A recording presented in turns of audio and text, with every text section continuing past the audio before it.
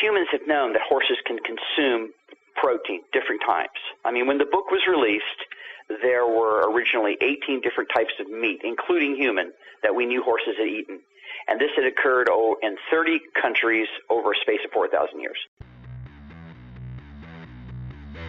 Ladies and gentlemen, below of America! This English horse got loose and then systematically went through the streets of Lucknow, killing people and tearing them apart. And if you sit down with them, you say, okay, look, I'll just put it on the table and you decide. And I think that's what I'm talking about. You know, you're such a great example of this, Tim. I mean, you look at the book, you go, well, I don't know. You know, I see a lot of kooky stuff in my life, and I don't know. And at the end of the book, you go, you know what? I think the guy's kind of right.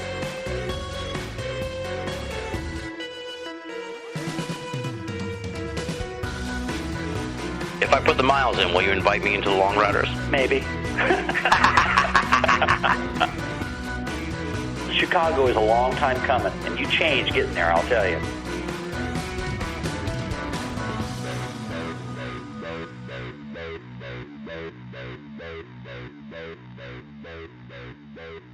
What is going on, my friends? This is Tim Binnall of BinnallAmerica.com with another edition of BOAA Audio Season 6. Big thanks to our good buddy Pete Diggins for providing the theme music to this installment of the program. Check out his website, www.aurophonic.com, and you spell that AUROPHONIC.com. Check it out. As noted at the end of last week's episode, tonight's program kicks off the final 4 of Season 6.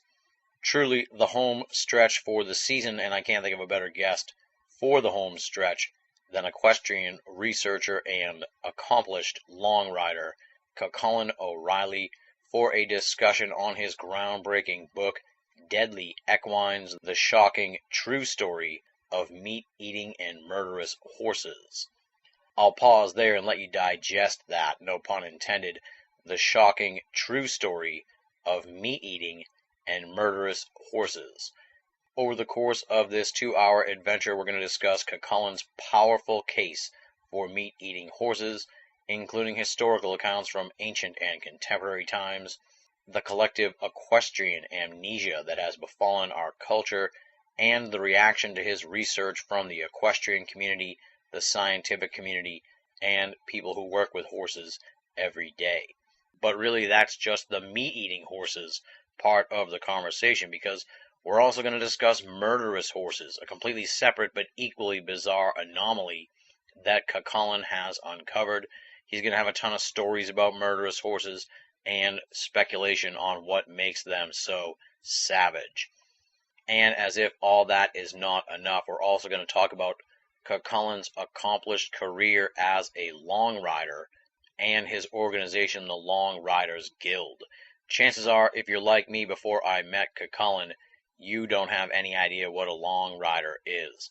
After you're done listening to this episode, you're going to have an extensive knowledge of the world of long riding, and trust me, my friends, it is amazing. We're going to learn all about the practice, the world of long riding. I don't even know if you'd call it a sport. I'm not quite sure what you'd call it. It's almost like a vision quest, and Cucullin O'Reilly really is a major player in the world of long riding. So you're going to learn all about that stuff. Really a surprising sort of twist for me as I got into the conversation with Cucullin, because I found the long riding stuff equally interesting to the meat-eating and murderous horses. So it's almost like a 3-for episode here. Lots of stuff going on, lots of discussion on a whole bunch of different equestrian-related stuff. It is, pun intended, a barn burner of a program. This one is definitely going to end up in the rotation for BOA Audio Classic episodes. You are about to enjoy a true gem. Fascinating, enlightening, and awe-inspiring, this conversation is a proverbial long ride of esoteric insights on not only equines but also humans with the truly remarkable Cucullin O'Reilly. For those of you who are unfamiliar with Cucullin O'Reilly, allow me to provide you with a little background on him. Colin O'Reilly has spent more than 30 years studying equestrian travel techniques on every continent. After having made lengthy trips by horseback across Pakistan, he was made a Fellow of the Royal Geographical Society and the Explorers Club. Upon completing his book Khyber Nights, he founded the Long Riders Guild, the world's first international association of equestrian explorers. The organization has members in 40 countries, all of whom have made a qualifying equestrian journey of at least 1,000 miles. The Guild has supported more than 100 equestrian expeditions on every continent except Antarctica. Colin is married to the Swiss long rider Basha Cornwall-Ley, who rode her Cossack stallion Count Pompey from Volgograd to London, becoming the only person in the 20th century to ride out of Russia. The O'Reillys are the webmasters of the Long Riders Guild website, at 2,000 plus pages and still growing, and having now been visited by more than 1 million people worldwide. This website is the repository of the largest collection of equestrian travel information in human history. Additional material from the O'Reillys can be found at the Long Riders Guild Academic Foundation. And let me give you the URLs for both those websites. The Long Riders Guild can be found at thelongridersguild.com. Pretty simple, all one word, the Long Riders Guild. The Long Riders Guild Academic Foundation, this one's a little easier, it's just lrgaf.org. lrgaf.org. Long Riders Guild Academic Foundation. Check it out. And with all that said, let's get down to business and rock and roll. This interview was recorded on October 12th, 2011. Colin O'Reilly talking about deadly equines, the shocking true story of meat-eating and murderous horses, on BOA Audio, Season 6.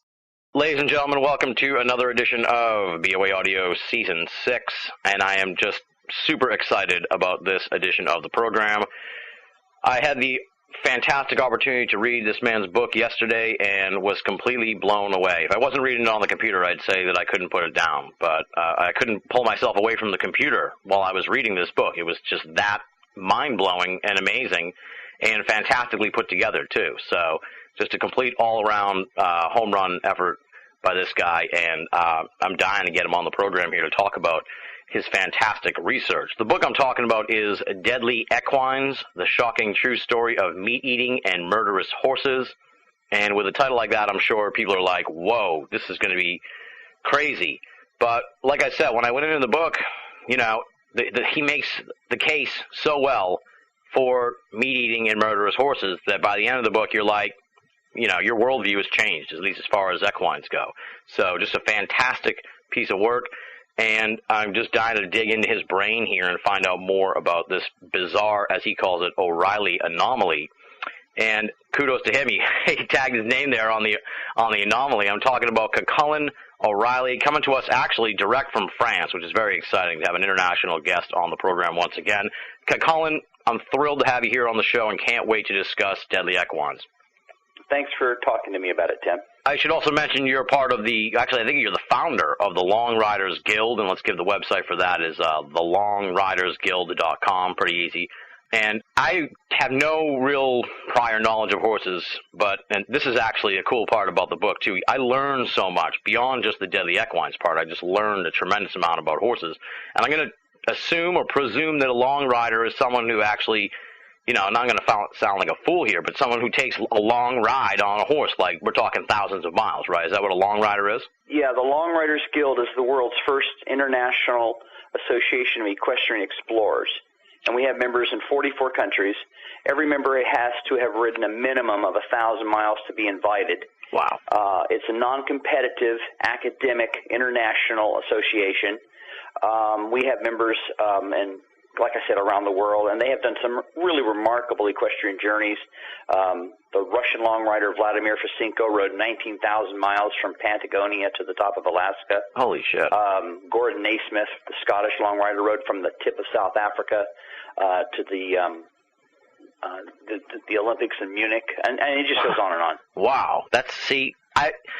you know, I'm sure there's places where you can hear about this stuff, but I've never really heard, I didn't know this was still going on nowadays. You know, people, you think that it was obviously going on back in the day. People didn't have planes and cars, so they traveled quite a distance by horse. But for people still doing that, that's amazing. Well, it's interesting because the Long Riders Guild started in 2000. Equestrian travel had reached such a perilous point where it was almost about to go extinct. And I had just finished a giant book about my own travels in Afghanistan and Pakistan called Khyber Nights. And I realized that, you know, we were about to lose it.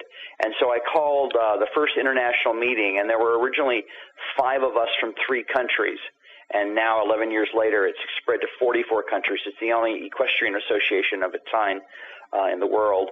And it's open to any human who wants to get on a horse and take a life-changing equestrian journey. And we've now mentored more than 100 equestrian expeditions on every continent except Antarctica. Wow. I don't know if I could do long riding. Well, the thing about this is, and I think this is important for people to understand, because long riders aren't your traditional horse people. You know, and I know I'm speaking primarily to an American audience, so let me put this in American context. At the beginning of the First World War, there were approximately 22 million horses in America, and by 1930, the vast majority of those horses were all dead. The cavalry was dying, or had just about gone extinct. Mechanization had taken over agriculture. People had stopped traveling because of the cheap Ford automobiles. And by the end of the Second World War, horses were pretty much, they were just pushed right to the sideline. And in the resulting vacuum that started, say, from 1955 until the year 2000, we've had a shift in how we view horses and what horses are used for. And you have a lot of prestige transport. You have a lot of social hierarchy, and horses are a reflection of who you want to be seen as socially. And long riders and equestrian travelers aren't like that. It's about Tim going out and finding a reliable, affordable, good horse, and he puts a saddle on that animal, and these two species then set off on a journey of inner and outer exploration. It's got nothing to do with somebody giving you a blue ribbon because you give it to yourself. Fantastic. Yeah. Well, now you're selling me on this. Maybe I could do it. I don't know though. I'm a bit like, you know, I live in the suburbs here. I'd be like checking my email on my phone all the time. Well, I'll give you a good example. I'll give you a good example of this and how this affects people. One of the original founding members is a guy from Maine named DC Vision. And this guy had never been near a horse, not on one, never stood next to one. Wow. And he set off on a journey across the United States with a Shire mare from a Maine logging camp, and he rode 14,000 miles nonstop to the United States. And so what you're talking about is not about taking horses and making them jump over painted sticks or making them stick their legs out in some sort of ornate gymnastic ballet movement. You're talking about you and your horse exploring part of the world. And there are things that you do and don't do, but these are things that everybody can do, and that's the difference. Yeah, you raise an interesting sort of point there, too, that I hadn't really considered even having read the book, but you crystallized it so well, too. That's like, it's really strange that back in the day, and we're talking like 100 years ago, 150 years ago, whatever, you know, almost everybody probably had a horse, or the vast majority, you know, the majority of people probably had horses. And now it's only these rich fat cats are the ones who can afford the horses. And normal people that have horses, you know, probably have to work like a second job to maintain the horse. It's like this law of supply and demand actually has really been reversed.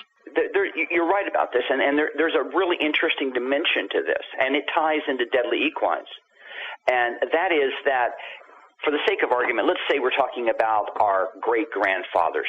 You know, those people had access to the daily information about horses that most people today don't have a clue about. Right. I mean, they were just, you know, in the book I think I explain this in the Horse Travel Handbook I'm writing about.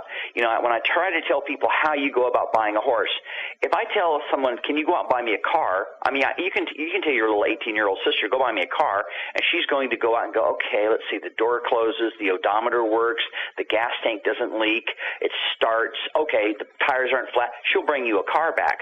If you go buy me a horse, she can't do it. And people used to have that sort of knowledge, Tim. Yeah. They could make journeys, they knew how to feed horses, they knew what horses were like, and part of what the Deadly Equine Project demonstrates is that there was a lot of information previously known to the equestrian world that's now been lost. Indeed, yeah, you're bringing this out, into the public eye again, which is fantastic. Like I said, it changed my whole view of horses. Now, before we've already gone off on quite a side road here. Let's do the bio background. Who is Cucullin O'Reilly, and how did you get interested in horses? And take us sort of on your journey, and then how you discovered essentially the O'Reilly anomaly. Well, I have a twin background in investigative journalism and in equestrian exploration. And I graduated from an American university and took my journalism degree there. I briefly worked for the Seattle Times as a city reporter, and then I was hired to start a very controversial journalism program, which was headquartered in Peshawar, Pakistan, and I formulated the first journalism program for the Afghan Mujahideen. I got all the different resistance leaders together, and I got the best people they had, and I trained them to be journalists, and we put them into the country, and we were the first people to report on the jihad against the Soviets at that time. And when all that was finally finished, then I resumed my career as an equestrian explorer, and I made journeys in Pakistan, and that resulted in my book called Khyber Nights. And then at the same time, I was really reaching a crossroads here personally, and I had decided that, equestrian exploration meant more to me than writing about what was happening in Seattle or, any other big city. Mm-hmm. And I felt that there was a real need to preserve mankind's information about horses. And as I explain in the book, the whole concept of equestrian history right now is it's almost gone. And those books that are available are basically just parroting what's been said before. And so I don't see very much evidence of any new sort of research. And I think that's really a sad thing and a bad commentary on the situation. Yeah, absolutely. You point that out in the book, too, that, there's all these, you can take all kinds of crazy courses in colleges nowadays, but it seems like there's a very limited amount that's around horses and horse history, and as you point out, horse archaeology, which is, you think that would be like second only to humans. You see all kinds of crazy stuff going on with horses throughout human history. So, well, it's interesting that let's take the year 1900. And in 1900, what they described as the urban herd that lived inside London was so vast you just couldn't believe it. I mean, there were so many hundreds of thousands of horses that lived in London, and they did everything. They pulled the trams, they delivered the goods, they took people to work, they delivered the doctor to the patients. Horses were there, and they didn't just live in, the little stable behind the house. They lived in sheds, they lived in alleys. There was one 4-story horse stable there, and then jump over to New York. There was a stable in New York that was one city block. Wow. That's how big it was. We're talking maybe 1,000 horses. Holy Moses. The impact of these animals on human development had reached a pinnacle. And yet, when you look at what they were doing and the influence that they had on us as a species, and that wasn't very long ago. And now, where is it? And who's talking about it? It's just been pushed right to the edge, and we just almost don't even discuss it. Yeah, I'm stunned to hear, more about this. Just how prevalent these horses were. It's amazing. It's like a shared society that we then we've cast them out from modern society. It's just bizarre in a way, looking at the history of it. When you think about American culture, we think about, I'll give you 2 names, John Wayne and John Ford. Think about the great cavalry movies with John Wayne in them. And so he pulls his saber and he goes charge, and there he goes riding across Monument Valley. Meanwhile, back in New York, you probably had 500,000 horses living in that city.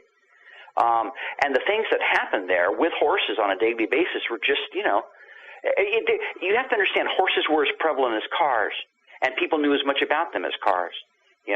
I'll give you another example of history that may probably startle you. In 1872, there was a giant equine epidemic called the epizootic. Yeah, and it started at a farm in Canada. Yeah, and it raced it started in September, and it raced straight down to Cuba, went all as far as Panama. It raced all the way over to California, and it just decimated the entire equine population of North and Central America. And who remembers that today and talks about it? Well, yeah, and you point out in the book that it to go beyond that, it decimated the population of horses, and then all the, it's like what people say what would happen if the power went out nowadays. It's like the city's ground to a halt because there's such a shortage of horses, right? right? Literally. I mean, Boston burned to the ground because there was a fire started in Boston, and they couldn't get the horses to pull the fire engines, and Boston burned, you know. Everything rotted in the harbor in New York. I mean, you know, the great story is that the U.S. cavalry was reduced to fighting the Apaches on foot because there was no horses in Arizona. So you look at what happened in 1872, and then you look at our dependency today on highways and trucks and that sort of system, and you can see the parallels, and it's pretty frightening. Yeah, absolutely. Yeah, it's frightening and amazing, really. That's like I said, when I finished reading the book, and already just from this brief conversation we've had so far, I mean, I'm learning so much. So kudos to you, Cullen, because you know, you're bringing some serious knowledge to the listeners. Now, how did you end up sort of discovering the O'Reilly anomaly? Because, you know, you point out in the book that you really struggled with this as you first sort of came upon it, and then decided, you know, to go all in on it because you just couldn't deny it anymore. So talk about, you know, that journey. I think it's important to say, to explain to the listeners something fundamental, and that is that humans have known that horses can consume protein different times. I mean, when the book was released, there were originally 18 different types of meat, including human, that we knew horses had eaten. And this had occurred in 30 countries over a space of 4,000 years. Yeah. And I'm writing what's now, I call it the Horse Travel Handbook. It's actually bigger than that. It's the largest study of equestrian travel ever made, and it's going to allow people to read the book and then undertake a journey from Mongolia to Montana. It won't matter. You can go anywhere in the world with this book, and you can buy a horse and ride and explore. And when I came to the point where I had to write about, well, what do you feed the horse, I had to reference information that I had collected over, you know, decades. And I knew that people had fed horses meat. I had read this earlier when I first went to Afghanistan, before the Soviets invaded in the late 70s. I had already read then that the Swedish explorer Sven Hedin had witnessed meat-eating horses in Tibet. And I recently was in contact with an editor, and I said, when I saw the words on the page, I could see the words, but I couldn't accept it. I mean, it just went into my brain, but it never really, I just couldn't grasp it. Yeah. And the same thing happened in 1954 when National Geographic magazine reported that the entire Kazakh tribe fled the Chinese invasion, and they rode meat-eating horses out of China into India. And there the words were, right there on the page. It's November 1954, National Geographic, meat-eating horses, a tribe of people, etc. And you look at it and you go, yeah, right. And then you keep thinking, you just keep moving on. And so what happened was with this project is that when I went to sit down and say, okay, and I need to summarize this, I need to tell long riders that if you're someplace you can feed horses apricots, bananas, mangoes, grain, corn, sorghum. Oh, by the way, you can feed them meat. And I said, you know, I have some examples, but I just better take a look at this and see, maybe I've overlooked something. And I'd say, Tim, I already had a lot of examples, most of them from Central Asia, from Tibet. And when I stopped, this was in January, so I'll just take a quick look, see if it's any, you know, see how much bigger it might be. Right. And I was really floored. I couldn't believe what was there right in front of me, in front of all of us. I mean, it's literally, you know, you see those trick pictures where you look at the picture and you go, oh, you know, it's one kind of picture, and then you realize, oh, wait a minute, there's something else in there. Mm-hmm. You know, those kind of images. That's what it was with this. I mean, when you know what to look for, the evidence was just suddenly all in front of me, and that's what happened. Interesting. Okay, so just amazing stuff. Let's talk about some of the evidence, because that's, you know, what is particularly interesting throughout the book. You know, I have just a boatload of notes here. So, you know, instead of asking you about all of the sort of ancient cases, you know, why don't you talk a little bit just sort of about how these things have shown up in the ancient times. You mentioned in the book King Diomedes and his savage equines, this whole story with Alexander the Great, the dappled demon of Japan. So this is something that not only spans thousands of years, as you say, but many countries as well, especially now looking here in the ancient stuff.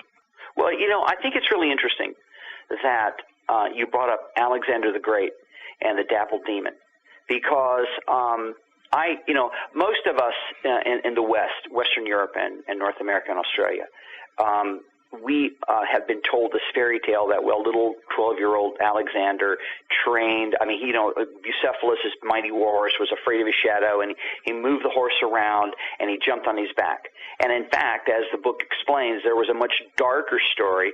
Bucephalus was a notorious man-killing, meat-eating horse, and the young prince, Alexander, went into this enclosure and got on that horse and rode him, thereby demonstrating his courage and his ability to overcome this dreadful monster.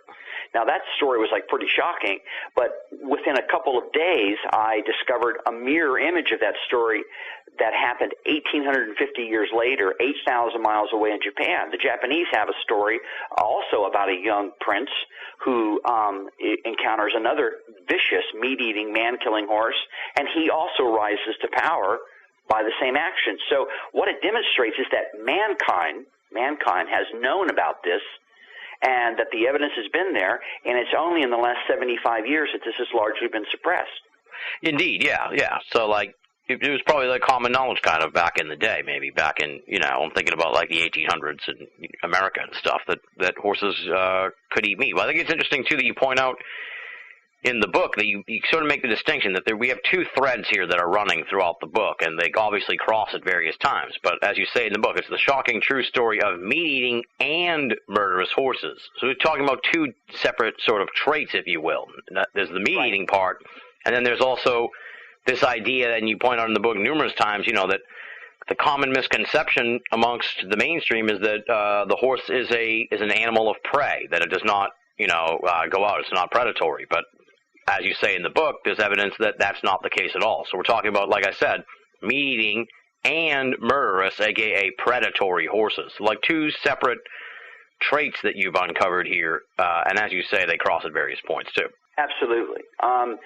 I talk in the book about material that was supplied by Professor Richard Bullitt of Cornell, and how he talks about how horses operate in our world, how we view them today. And he has a theory called post-domesticity. And what it is that horses are now seen as almost fantasy figures. They're gentle, they're quiet, they're angelic. They're descended from Atlantis. These sort of things that, they're just romantic figures, and we see them in a very idealized way. Horses have big eyes like babies, and people see them and they gravitate to them, and they look beautiful. And what we don't appreciate, most of us in the modern world, because we don't live with horses on a daily basis like our predecessors did, is that horses can be incredibly dangerous. And the deciding factor with me about making this separate book, like I said, originally I was just going to mention meat-eating horses in terms of equestrian exploration. But I discovered that in the year 2007, a child had been killed in a really savage way in Australia. And I thought, and I really grappled with this. I thought, I don't need this. I don't want to do this. I just don't want the hassle of this. But I thought, well, he was just an infant. He was 18 months old. And I thought, maybe I ought to say something. There's an ethical situation here. Maybe I ought to warn the public. And so I did that. That was the deciding factor in doing the book. But what's interesting, I think, is what happened after the book was released. Because almost immediately there was 5 similar incidents where other people, including children, were also found to have been just absolutely savagely killed. And this gets back to the murderous part of horses. They're very dangerous. They're not the benign, quiet little creatures that we like to think they are. Yeah. Spooky stuff. Spooky. I've only been around a horse twice, and they're kind of off-putting to me, so maybe I sensed it. I don't know. But I always think back to Christopher Reeve. If a horse can fell Superman, then there's something unsavory about them in a way. A little bit that makes me nervous, I guess. Well, it's interesting. You're a well-read guy. You've traveled. You've done things. You know a lot of different kinds of things, and yet you've got this this sort of creepy instinct that, you know, that maybe they're not what I think they are. Maybe I ought to be a little cautious. You know, look, if you're 12 years old and you see the movie The Omen and you think, whoa, Rottweilers, kind of bad dogs, better be careful the next time I see one. Yeah. Now, that's perfectly acceptable in today's modern world. But horses, you know, people look at me, oh, no, I mean, your girlfriend or your sister or her mom will say, oh, no, horses won't hurt you. They're gentle herbivores. And yet your instinct tells you something. And what history demonstrates is that you're right and they're wrong, okay? Because horses can and do absolutely incredible acts of viciousness. And that's what the book's got so much evidence of. Yeah. Shocking stuff in the book, too, with regards to that kind of stuff. Well, let's do one of these stories. Can you tell us the story of, let's talk about the man-eater of Oude. You know, it's an interesting thing about this story. This story happened in the 1820s, and the British monarchs were in, they had a policy of occasionally giving very fine equines as a gift to other monarchs. Later on in the 1840s, for example, they sent some beautiful draft horses to the Maharaja of the Sikhs.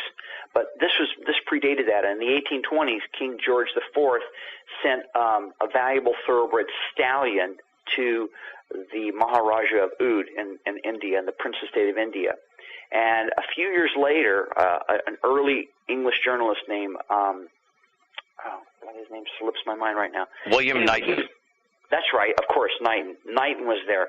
So Knighton and another Englishman were in a carriage going to have lunch with the Maharaja when they see a dead body in the streets, and the body has been just savaged, just torn to bits. It's almost unrecognizable. And they are wondering what's happened when an Indian soldier on a rooftop yells at them to get out of the street that the man-eater is loose. And they had heard about this infamous horse, and they saw this horse coming at them with a dead child in its mouth. And when it saw the two men, now this is interesting, it didn't flee. It had a decision to make. It saw the two Englishmen, and it came after them. And so they turned the carriage, and they bolted themselves. They dashed the carriage into a compound, shut the gates, and saved their lives. And that's when they first met this horse. And, of course, then the horse was later recaptured, and he's put into a ring with a tiger, and he defeats the tiger, just literally kicks the hell out of it, breaks its jaw and defeats it. But what's so interesting about this example is, you know, you can say, why did this horse do this? I mean, this horse had a choice. You know, if you think about if a cow escapes from your grandfather's pasture and runs off into the forest, he doesn't lurk in the trees waiting for granddad to come out so he can eat him, does he? No. But that's what this horse did. This English horse got loose and then systematically went through the streets of Lucknow, killing people and tearing them apart. And, you know, what we can understand and what there is no debate about today is why this happened. And I'm going to reference back here real quickly to the original episode. The first child that was killed was in Australia in 2007. And I just recently got new evidence of a terrible killing in Oklahoma. And like the man-eater of Lucknow, there was a horse that had a decision. He was in a pasture. There was a fence between him and the front yard of a house. There was a 4-year-old child in the front yard. This horse jumped the fence and tore the kid to pieces in front of his parents and killed him. So we're talking about a kind of equine behavior that most people don't know exists and have a hard time grasping that, you know, how can this be possible? And yet right now there are no answers. Weird stuff. Just weird. Yeah, that's an amazing story too. The man-eater of Lucknow, because it's as you said, 1820. Yeah, 1820. Yeah, so we're talking maybe nearly about 200 years ago, and this is back when things were fairly sophisticated. This isn't some campfire story this guy's telling. He's an English journalist who went down there and documented this. Let me jump in and say something. Within 48 hours, no, I'll say 24 hours, within 24 hours of the book being released, I got an email in from the British long writer Penny Turner. Now, Penny Turner is British, but she lives in Greece, and she sent me evidence from India. That's kind of how, you know, the New World works. Mm-hmm. And she said, I just read about the man-eater of Lucknow. You better look at this YouTube video. And I think I probably sent you the link to that. And there is YouTube video, which was just recently taken in Bombay, India, and it's an example of the same equine savage behavior repeating itself in the modern world. A horse is loose in the streets of Bombay, Mumbai as they call it nowadays, and a man tries to go up and hit it with a rock, and the horse just misses tearing out this guy's throat, grabs him and shakes him viciously, and then attacks this human. And if you read about the man-eater of Lucknow and then you look at the YouTube video, you can see the links between the equine behavior. So this has definitely not gone away. It's still among us. Yeah, I don't know if you sent me that or not. I'll have to check again. I'll let you know because I want to see that video now. It's very shocking. All this is shocking. I mean, to anyone who, as you said, and kind of pointed out in the book, this Disneyification of horses. Then you hear these stories and you're like, whoa, wait a minute. I as you said, I'm right to be spooked out, but they're massive creatures. That's what people don't understand. If you've never been near one, I mean, like I said, I've only been next to one like twice, and they're huge, man. They're scary big. Well, I was really shocked when Sir Arthur Conan Doyle, the famous author of Sherlock Holmes, he wrote a lot of other things. And Arthur Conan Doyle described the horse as the most frightening and savage creature in the animal kingdom. Now you think, wait a minute. You think of lions or, rhinoceroses or elephants. You don't think of the horse being that way. But let's go back to what you just said. When you think of a 1,200-pound animal with hooves like steel, with a big long neck, with savage teeth, and when he lays his ears back and he comes at you, then you're in a lot of trouble. And let's look at another one of the stories that's in the book, the infamous story of Lisette, the French mare in the Napoleonic War. This horse was in the campaign in Russia with Napoleon, and her rider, the French officer, surrounded by Russian attacking soldiers, rips the skin off one guy's face. He's described as looking like a living death's head mask, and then grabs an officer by the stomach, carries this guy out of the field of battle, disembowels him. I mean, when you think about what horses can physically do to human beings, you have a very good reason to be afraid. Yeah. I remember that story from the book. It's like, whew, Well, actually, there's another story now, because an English author, an expert on the Napoleonic era named Jonathan Hopkins, contacted me after the book was released and said, there's another episode. Turns out that there was an English horse, an Arab mare called Fatima, and she was ridden by an English officer fighting against Napoleon's troops in Spain, and she not only attacked the French troops, but she had a bad habit of eating all of her officers' food and the food that belonged to the men. They used to have to tie their food up in sacks and tie it up in tree limbs to keep the food from Fatima. Wow. Yeah.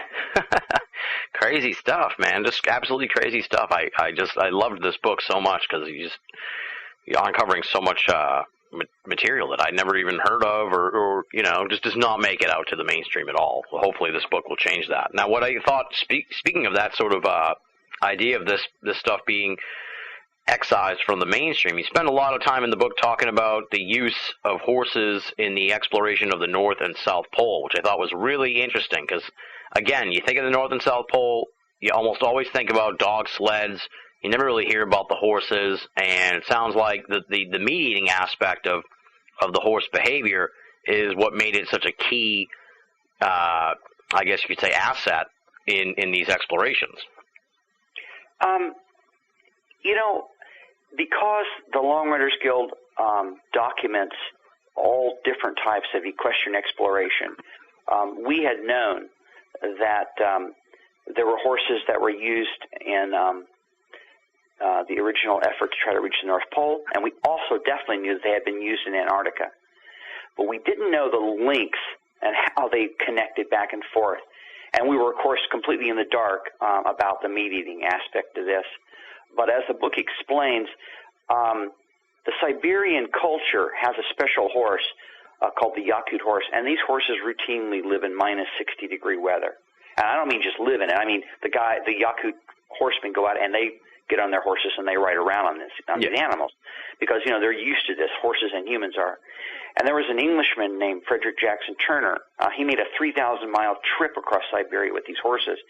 And then he was asked to explore the Arctic Circle, and he took some of these horses into the Arctic, and he was shocked to discover that they ate polar bear meat.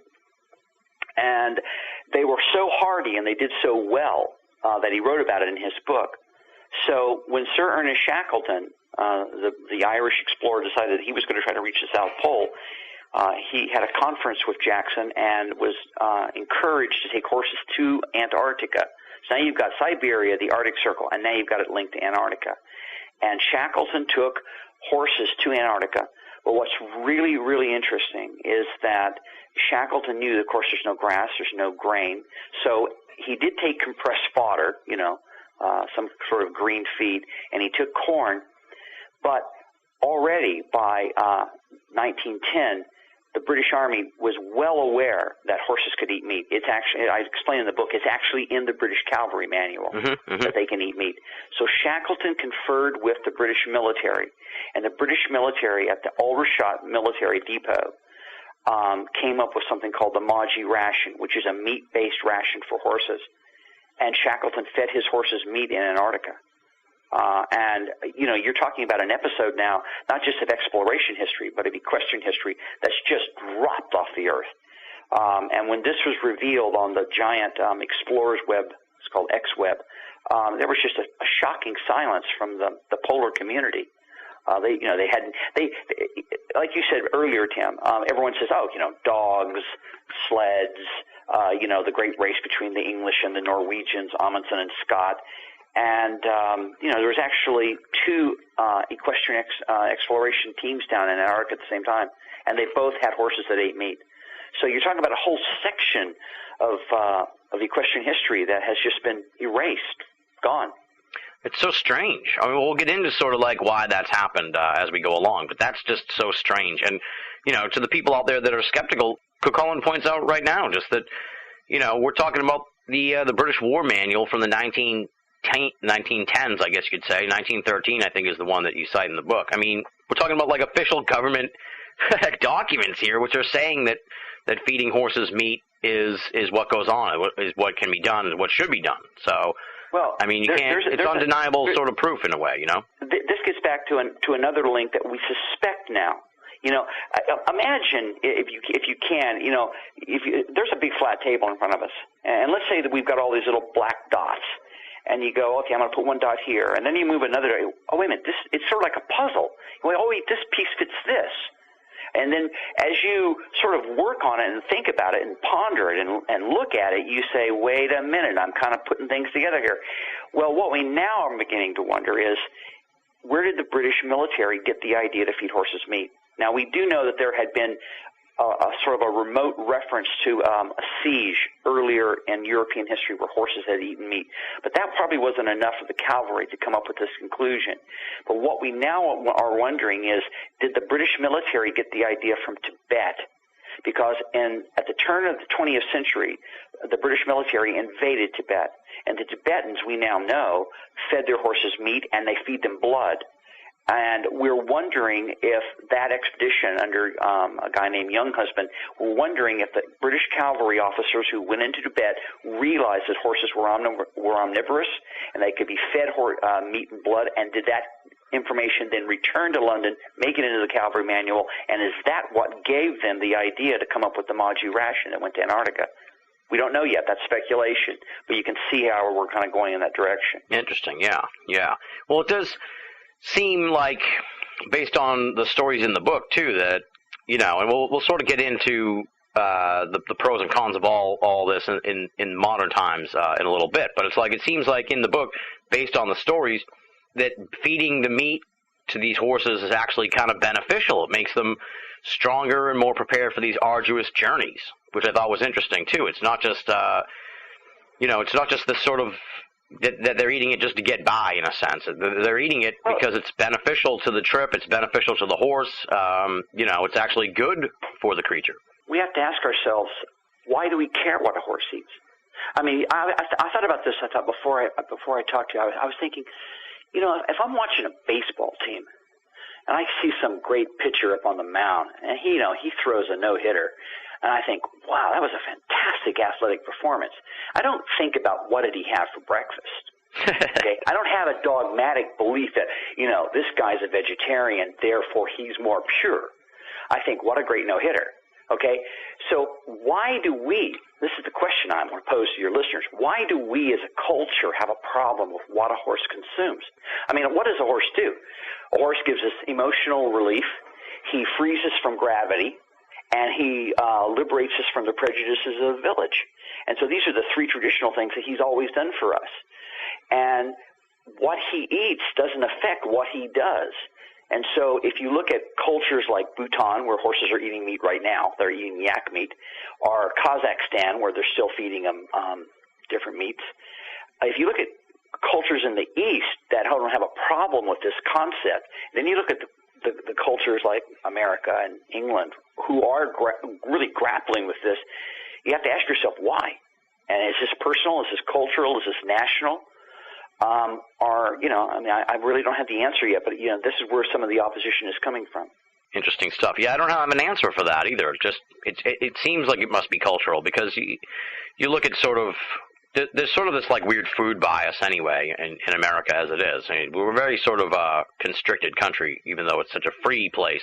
We police ourselves in a sense where it's, there's no swearing or nudity on TV, that kind of stuff. And, the government's trying to mess with people what they can eat all the time. So it's, there's sort of a weird food hang-up anyway. So I can kind of see maybe how that would also extend to horses. You touched on this story here earlier in the conversation. That's Ernest Schaefer, the German explorer who filmed the horses eating the blood meal in Tibet. What I thought was interesting you point out in the book is that it sort of jumps over a roadblock in a sense of the meat-eating horse idea, where it's like these Tibetan horses prove or indicate that meat eating is not something that is done in times of necessity or emergency. When it comes to these horses, it's just part of their diet. So it sort of eliminates the whole idea where it's like, yeah, they can eat meat, but only in extreme circumstances when you have nothing else to feed them. But it's like, no, actually, it can be a part of their regular diet. It's not just something you do when there's no grass left. Yeah, the book has some.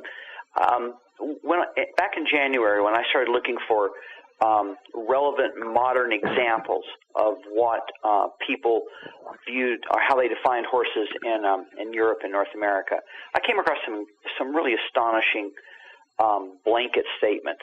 And you go to allexperts.com, and Susie Blogs is an expert on horses, and Susie says horses are herbivores, and if you feed them meat, it will kill them. And I think, gee, Suze, you might want to kind of reconsider that, but no, that's just the way it is. And there's lots of statements like that, and they're all linking into each other, and they're all very committed. This is the way it is, and by God, there's no discussing it. But like you just brought up, there's lots of evidence, and there's other cultures that indicate otherwise. And I think this gets back to how I discussed in the book about the concept of willful blindness. People. We have to I think we have to ask ourselves, why are we holding on to this idea? Is that cultural? Is that linguistic? Is that sexual?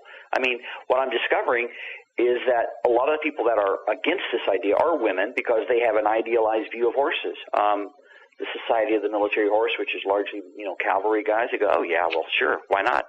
And this isn't to say that lots of the evidence coming in isn't from women, but I think women more than men have more of a romanticized view of horses, and that may be part of this. Interesting. Well, yeah. Sort of like there's so many threads to pull on here. It's just amazing. I'm sort of moving through my notes here as we go across the pages here of the book, and what I also thought was interesting is that as I said, this thing's just chock full of making the case for the meat-eating horses. You point out that the teeth, the jaw, the digestive system of the horses are pretty much the same or very similar to humans. There's no major sort of differences, which indicates that omnivorous behavior is possible. It could happen. It's not something that, like you said, the expert said, if you feed a horse meat, it'll die. It's like, no, that's not the case at all. So according to what you've uncovered here, the teeth, the jaw, the digestive system are all up to snuff, if you will, for meat consumption, right? Right. It's let's you and the listeners and I, let's back up a minute. Let's go back to something that let's look at science. And science, let's look at the dictionary. Mm-hmm. And the dictionary says that an omnivore is an organism, an animal that eats plants and animals. If you eat lettuce on your hamburger, you're an omnivore. And what we are discussing is the possibility that a horse can be an omnivore. Now, when the book was released, we had 18 different examples of different kinds of meat that we knew horses had eaten. Antelope, polar bear, I'm trying to remember them all, moose, seals, whale meat. Okay, we came out with 18 different examples. But within the first 72 hours of the book being released, more evidence just kept pouring in. We knew about horses in Arabia being fed raw camel meat. We knew about a horse in America that ate live crayfish. We discovered that the BBC had filmed horses eating live crabs off a beach. Huh. And within, I think, the first week, we had a guy write us and say, I finished reading the book, and I was really curious, so I went out and I offered my horse a pound of ground beef, and he ate it, raw ground beef. And I thought, well, that's my definition of an omnivore. And so I think that's what we have to look at here. The definition is one thing. Here's the evidence. Now, make up your mind about it. Exactly. Yeah. It seems like such an open and shut thing. It seems like such an easy sort of, there shouldn't be an argument about it. But it actually, I guess, leads to sort of what we're talking about now, which is sort of the reaction to the book, and as you point out in the book, the intellectual equestrian vacuum, and just how this whole thing has sort of been just pushed off the table, pushed off the radar. Like, why? What was, I guess, well, just to start in that realm of discussion, what's been the reaction to the book since it's come out? It sounds like it's been overwhelmingly positive from the lay people, and maybe. I was contacted by a really respected Swedish horseman, and it was about 2 weeks after the book had been released. He said, "Where are the haters?" And I wrote back and I said, I don't know. I'm waiting for the deluge of hate mail to come in, and it hasn't showed up. And what has arrived is enough new evidence to put out a second edition. There's definitely enough of that. There's no doubt about that. And people overwhelmingly saying, these are average horse. Now, I'm not talking about experts. I'm not talking about editors. I'm talking about just average horse people who are writers and readers, writing and going, yeah, that makes sense. Mm-hmm. Yes, I understand now. That explains why such a thing happened. And so the horse world, by and large, has said, okay, open-minded, look at the evidence. And like you earlier described the book, you said there's so much evidence there. Well, at the end of the book, you go, I'm a little shocked. I was squeamish, but upon reflection, I think it's probably right. I think horses could be capable of doing this. But there's an example that I really want to share with you and your listeners, and that's the reception that the book got from two vastly different audiences. When the book was released, there was a website devoted to cryptozoology. Mm-hmm. And it got picked up really quickly.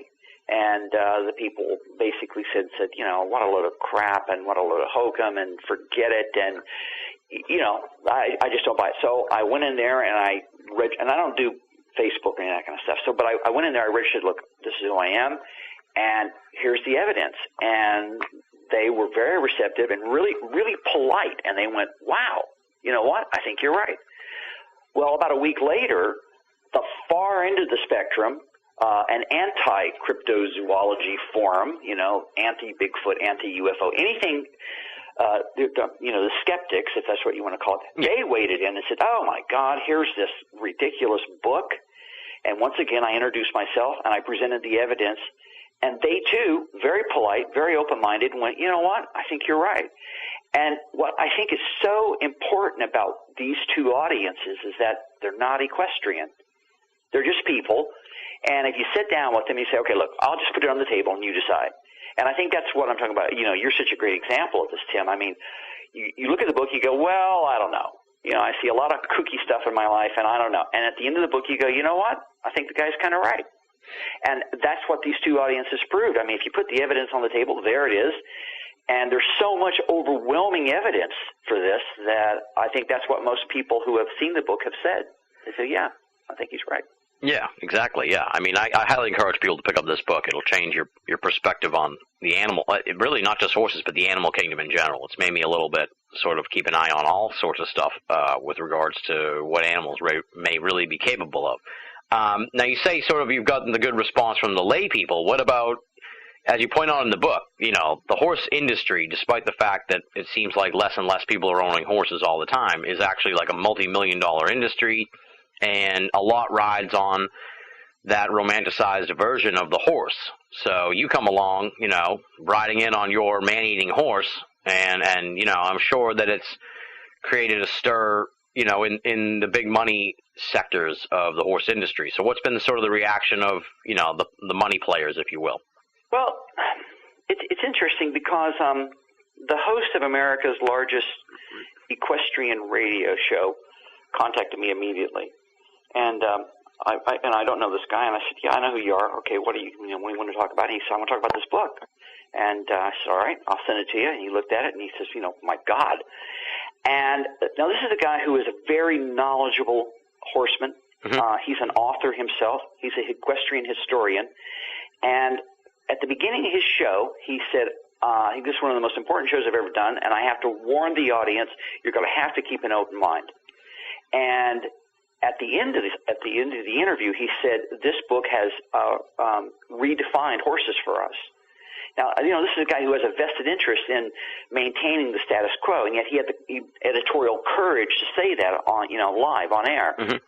And what I have found is that there are two different kinds of editors in the equestrian world. The independent editors are willing to look at the evidence and go, okay, yeah, let's look at it. Let's talk about it. Let's consider the possibility. Let's give it to our readers. And remember, there's something really important here.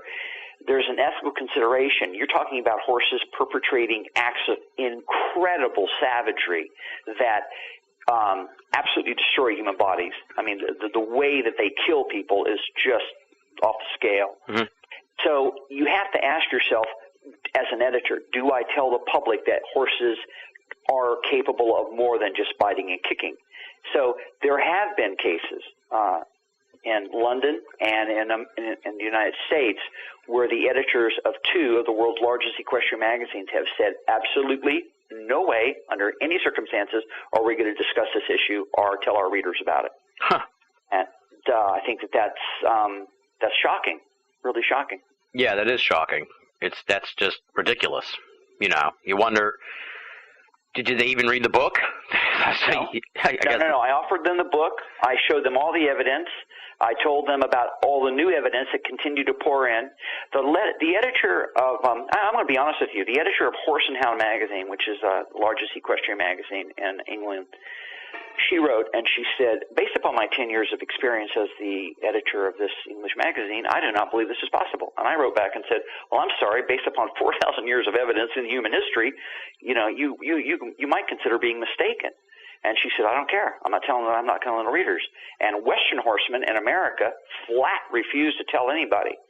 Now, I think you have to ask yourself a couple of really interesting points about these magazines. And because you don't follow the equestrian industry, mm-hmm. I have to say this to your listeners, that equestrian magazines, by and large, they're declining. Their readership is falling off sharply. And they're not followed, thanks to all the new media that we have. You don't have to get the monthly magazine to find out how to do something or whatever. So it took me about 4 weeks to understand what was happening. And it finally dawned on me, wait a minute. It's not the readers that matter to the editors, it's the advertisers. And I thought, that's what it is. They don't want to upset the advertisers.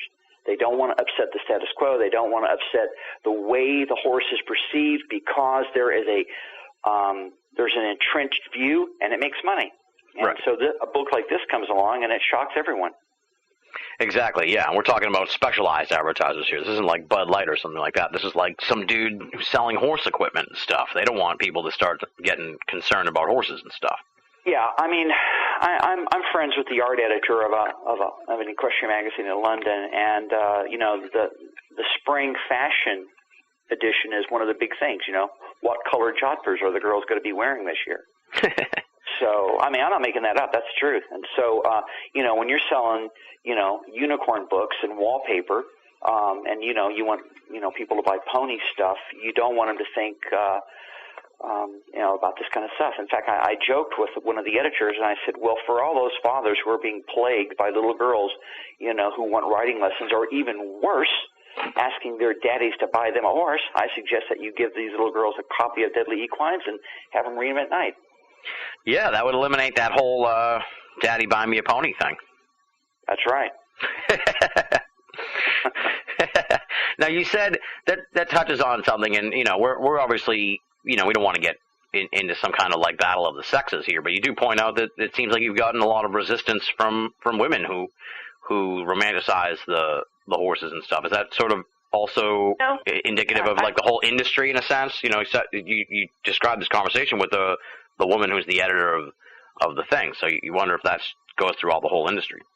I think that they a large percentage of the modern westernized equestrian industry is aimed at competition and to a female market. And you have to ask yourself, now this goes back to a broader issue, and why did men leave the equestrian world? You know, we don't use them on farm. We don't use horses on farms. We don't ride them to war, and we don't travel on them. Now, that's changing thanks to the Long Riders Guild. You know, men are just, you know, on horses all over the world now, and it's growing like wildfire. But in a market that is aimed at making, you know, horses, you know, surrogate emotional companions, the idea that he might nip your arm off is a bit, you know, bit upsetting. And yet, this gets back, I want to be really clear about this to your readers, I'm sorry, to your listeners. The people that are writing in are men and women, and the women are coming in with some incredible examples of evidence that it's just absolutely shocking. An American professor wrote and said that this explains why my uncle was killed, that there was a family story. Her uncle was a famous horse trainer, and they didn't know what had happened, and he was basically murdered by a horse in a stall, and the evidence now shows that this is probably what happened. And we just recently received an absolutely astonishing story from America about a horse in 1958. And this is not only the first gelding that we know about, but it's also the first horse that hunted down and killed other animals and ate them and attacked people. And that also came from a woman. So the evidence is coming in from humans, period. Okay, but the marketing is aimed largely at a female market, and that it gets back to corporate decisions, not people, because the horse people that I'm in contact with are incredibly open-minded. Doesn't matter if they're men or women. Yeah, we sort of have talked about the impact this book's made on the equestrian industry. Now, when you're sort of dealing, I wouldn't even call this paranormal. I wouldn't even really know what. I guess almost cryptozoological is kind of what we're in the realm of here. But you know, when you're in the realm of the fringe, if you will, you know, it's always sort of predicated that you get science on board. So, what's been the reaction of the scientific community to Deadly Equines?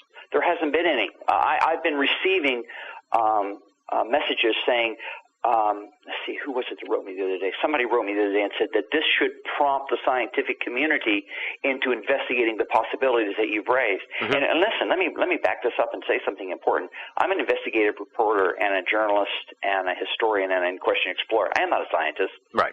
I mean, I don't pretend to be a scientist. All I did was try to present all the material as I could in the most objective manner as possible. Now, I would think that given the collection that's now available, somebody in the scientific world, be they biologists, zoologists, you know, dietitians, they ought to be going, wait a minute, maybe there's something to this. Exactly. Because obviously, if this evidence has been there continually for as long as we've known about horses, and it's happening right now as we talk about this, then, you know, it doesn't take, you know, you don't have to be very smart to understand there could be some very serious scientific implications here.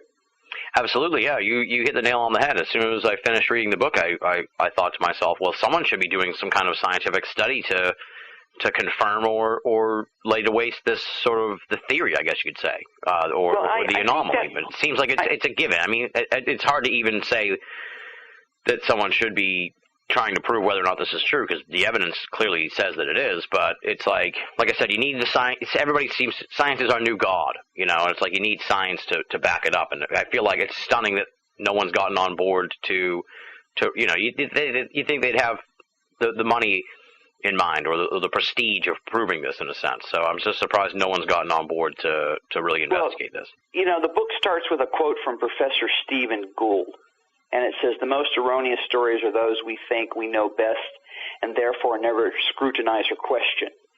And people, this gets back to what I call equestrian amnesia. Now, this doesn't just have to do with equestrian diet. This is just about anything with horses. If horses aren't connected to some sort of competitive national event, people, you know, largely ignore them. Unless, of course, you're talking about North America, and then you're talking about the emotional buttons of horse slaughter and BLM Mustangs, and there's some issues there. But what we ought to be discussing is, you know, what does this mean, and why isn't this being discussed? You know, why isn't this being why isn't some scientist step forward and go, wait a minute, this is really intriguing. But I think what we have to realize is that now that this is on the table, and this isn't going to go away. I mean, and like I said, the evidence I just keep getting the emails. They just keep coming in. Okay, here's another example. I can put that one over there in that classification. But the book talks about how in 1960, young Jane Goodall, who wasn't even a doctor at the time, she was just some amateur living in the bushes and in the bush in Africa. She was the first person to ever witness chimps eating meat. And it took the scientific world by storm.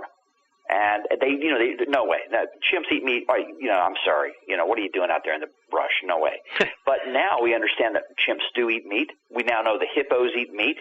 And I think same with the horses. I think with time, people are going to go, yeah, we now know that horses are capable of omnivorous action and that they can be incredibly savage. But it's going to take a little while for people to largely grasp that, I think. Right. And what you've done here with the book is sort of light that fuse of change, which is, you know, kudos to you for doing that, for having the courage to go out there and say this in the face of, you know, what could be fantastic ridicule or scorn from the equestrian community. I mean, you really stepped up to the plate here and trying to change people's point of view on this, which is commendable because, like I said, after I finished the book, it was, you know, I don't have a vested interest in what horses eat. Like you said earlier, you said, what difference does it make? You know, so having finished the book, it was like, okay, you know, just change that thought in my head that horses are omnivores. I mean, that horses are herbivores because they're omnivores, clearly, based on what I've learned here. I got to tell you something.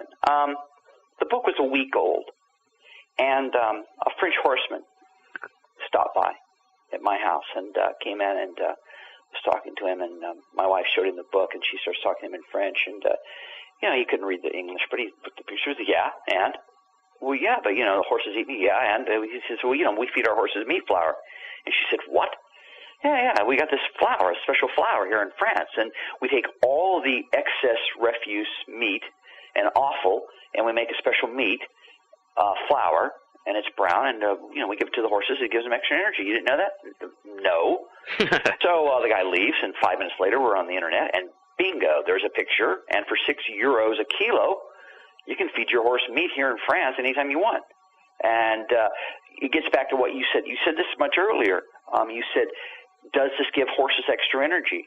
You know, if you look at history, I mean, the famous British bandit, Dick Turpin, the story is, you know, his mare, Black Bess, was able to elude the law because he fed her meat, and she could outrace the other horses. And, you know, the Old West story of the guy who escaped the Apaches on the meat-eating horse. You know, what happens when we eat meat? You know, we get strong, we get a burst of energy. And so there are cultural applications here and probably practical applications as well. Yeah, exactly. Yeah. What I thought was interesting, too, though, in the book, because, you know, as I said, I finished the book. One of my first thoughts was like, why isn't anyone doing a study on this? And, you know, my second thought was if I had a horse, I would go feed him meat right now. But you sort of advise in the book that that's not, you know, that people maybe shouldn't do that because we don't know exactly, you know, that might lead to the murderous horse behavior. What I suspect is that we're talking about two different things. Mm-hmm. For example, There are 6 known episodes now in recent history. I mean, in the beginning of this century, where equines have either torn out human throats or attempted to tear them out and thereby killed the human. And we don't know in each example what triggered this in this particular horse. The original case was in Australia. The little boy was picked up and killed. Then there was a case in Holland where a woman's throat was ripped out. There was an American who went off to Egypt, some kind of horse whisperer, and he narrowly escaped being killed when a horse tried to tear his throat out. There was another episode in India where the guy didn't have his throat torn out, but he was almost killed. And then, of course, there's been the last one now in Oklahoma where the kid was just absolutely torn to bits. So we've got equines that are doing these savage acts. And then, of course, the other thread is they can also eat meat. But does feeding a horse prompt this murderous action? And we only have one example so far of a horse that does both. So there may be no link at all. It may just demonstrate that horses are much more psychologically and complex, and they have a more complex diet than we've understood. But we're not sure yet if they have a link between the two of them. Right. That's the sort of $64,000 question. So why do you, I guess, just do you err on the side of caution then and tell people not to feed their horses meat? Because also you point out sort of this whole mad cow thing where they think mad cow might have been from feeding cows, parts of other cows and stuff, which sounds like they now know that that's what happened. I okay. mean, a cow has a different digestive system than a horse. Mm-hmm. A cow has 4 stomachs. And a horse has a single stomach like a human. And a horse has a jaw that can move back and forth and up and down like a human. It has teeth like humans. And so a horse can eat grass or grain or meat like a human. And cows and camels they don't eat and digest like that. And so at the end of the book, I warn people, I said, before you run out and feed your horse, a couple of steaks thinking it's going to make him faster, you better be careful because we don't know what we're tampering with. And you have to understand, I think it's important to your listeners that this isn't a new idea, because in the book it explains that at the first Greek Olympics, soon after chariot racing was introduced, one team owner was very upset that his team had lost, and so he didn't exactly cheat, but what he did was he fed his horses meat so that they would have an advantage over the other horses. So this is an old idea, and all you have to do is look at the modern equestrian world to see how much money is involved and see how much competition and nationalism and pride is involved before somebody goes, wait a minute, if I give old Trigger a couple of pounds of hamburger, maybe he's going to do better in the Preakness or something. So you can see how people might want to cut a corner here. Right. Well, that raises sort of something that I thought when I was reading the book is it possible here that you've stumbled across, maybe some kind of well-kept secret of the equestrian community, of the modern equestrian community, where it's like, if you got a chance to get to the bar with some of these guys that train the horses that are in the Kentucky Derby, they'd be like, yeah, of course we feed them meat. That's why do you think they're in the Kentucky Derby? Why do you think they're the best of the best? Because we know the secret, which is to feed them meat. Is it possible that could be going on as well? No, I don't think so. And I had a very interesting email in from a Canadian equestrian journalist, and she said, people now test horses for drugs before and after races. But does this raise the possibility that you might be able to give a horse a giant boost of some sort? We can't even determine yet how and if it could happen. But, is there any testing if they eat meat? And what's this going to do in terms of a possibility? What could happen here? If the French are feeding their horses meat flour right now, and we know that over in some of the Oriental countries in Central Asia, they're still feeding their horses meat. How long before, a big feed company says, well, let's see. As long as you stay away from the mad cow idea, which is, cows eating cows. Right, so you don't feed them horses, yeah. This is different. I mean, and this gets back to the cultural interpretation. If Shackleton can feed his horses meat in Antarctica, well, then what's the difference about feeding old Dobbin something that's got some meat in it because it gives him more energy? I mean, they've got all these different kinds of feed for horses now. Oh, adult horses, senior horses, horses that are left-handed. They have something they need, and so we've got a special feed for them. I mean, the animal food industry is incredible and very wealthy. So maybe someone's going to come along and explore this idea from a commercial point of view. And if they do, how are they going to overcome the prejudice? You're going to have to give people copies of your book. Is there really horse food for left-handed horses? Is that just a joke? That was just a joke. Okay. That's just, That's an example of how extreme it can get. That's right. All right. That's it. Well, I didn't. I believed you. So that's how in the dark I am to all this. There's something about that horse, Buster. It's like we looked at each other, and then there was eye contact, and I was looking at the horse, and the horse was looking at me, and then it hit me. I think, maybe, I was a centaur in my past life. Well, something tells me you probably were never half man, half horse, but hell, what do I know? You're listening to Banal of America Audio. Dude, I think I was a centaur in my past life. It totally occurred to me. What makes you think you were half man, half horse? Charlie, come on, out. He's working. I'm enjoying a roll. He's working. Bro, will you please get out of here? You smell like cheese. No. You do smell like... It's horse. Well, whatever it is, it's terrible, okay? Well, let's go on what it is. It's horse. I have it all over my hands. Charlie, let's go. Get up. Cheese. Well, the horse was eating a lot of cheese then. I don't know what it is. Just you stink. Come on, get up.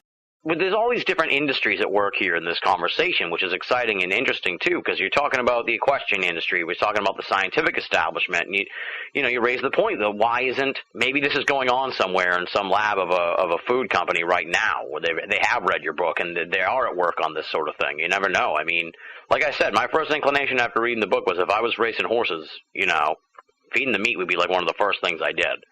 But I mean, have you talked to? Let me jump in and say that you're absolutely right. Someone literally did that. I was shocked. Because at the end of the book, I mean, this is when I finished the book. Look, the book is written as a cautionary tale. It says, "Hello, I think we better stop and go back and re-examine equestrian history. Look at all the evidence that's available right here in front of us. Here it is. It's in movies. It's in books. It's in newspapers. It's everywhere." All you have to do is look at it to see it. Now, maybe we ought to be a little more careful about how we view and define horses. What's happened since then has been that there's more evidence pouring in. So what's going to happen next? I really can't. I can't even prophesize about what's going to happen. I can't see what's going to come down out of this. It's very strange. Now, at what point, you point out in the book, really, that, as we said, the idea of feeding meat to horses is referenced in the British War Manual.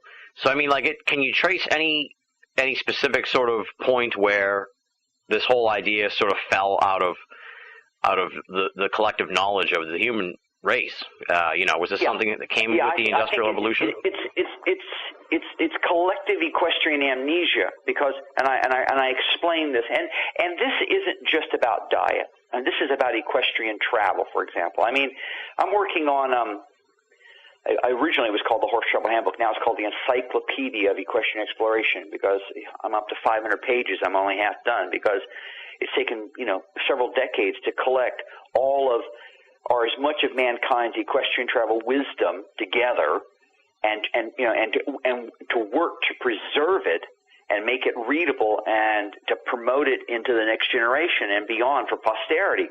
Because horses have been, sort of marginalized, they've been marginalized, and their history and how you deal with them has been largely lost. And so that's what this is just one example of that. And what do you feed horses, and what can they eat? When in the Horse Travel Handbook that I'm working on, I mean, the things that horses eat are just off the scale. And on top of that, since this book came out, people have sent me, I mean, it reads like a cookbook.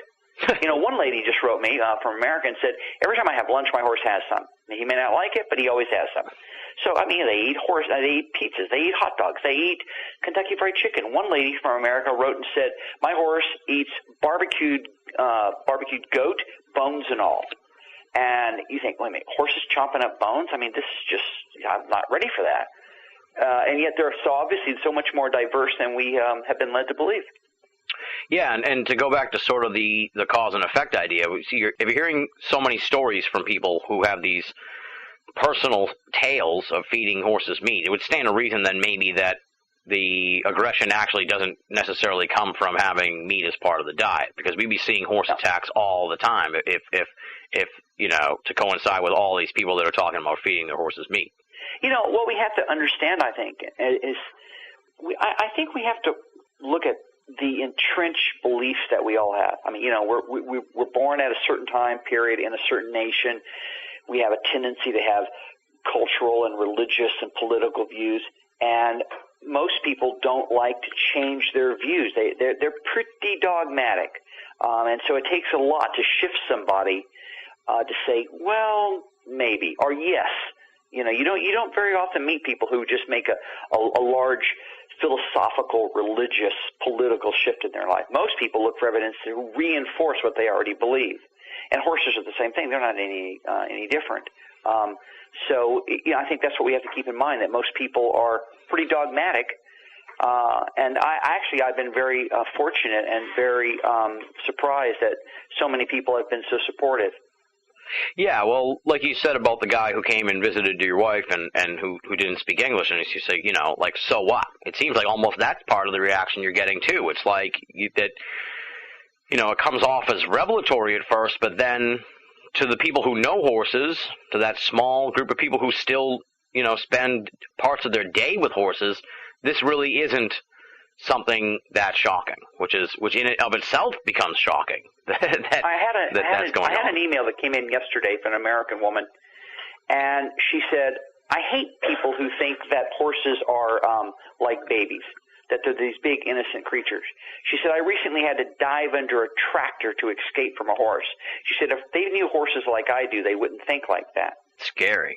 Now, you say they do more than bite and kick, though, but what, with the risk of getting too gruesome, I mean, how do they attack? Book, there's examples of historically what they do is they will grab you they'll either tear out your throat or they'll grab you by the shoulder, they'll shake you violently, they will throw you in the air, and then they will pin you with their front legs and they will disembowel you. Oh, Jesus. It's pretty effective. Now, this just came to me here. I'm loving this conversation, by the way, Colin, so just bear with me. But this raises an interesting thing that just popped into my head having this conversation with you. We're talking about horses here, but you point out in the book that the zebra is essentially a horse, as many people can assume, with probably some slight differences. But what's the zoological thoughts on the zebra? Is it the same as the horse, that it's just an herbivore, that it's just a creature of prey, or is the zebra sort of looked at in a different sense? No, the zebra is definitely an equine.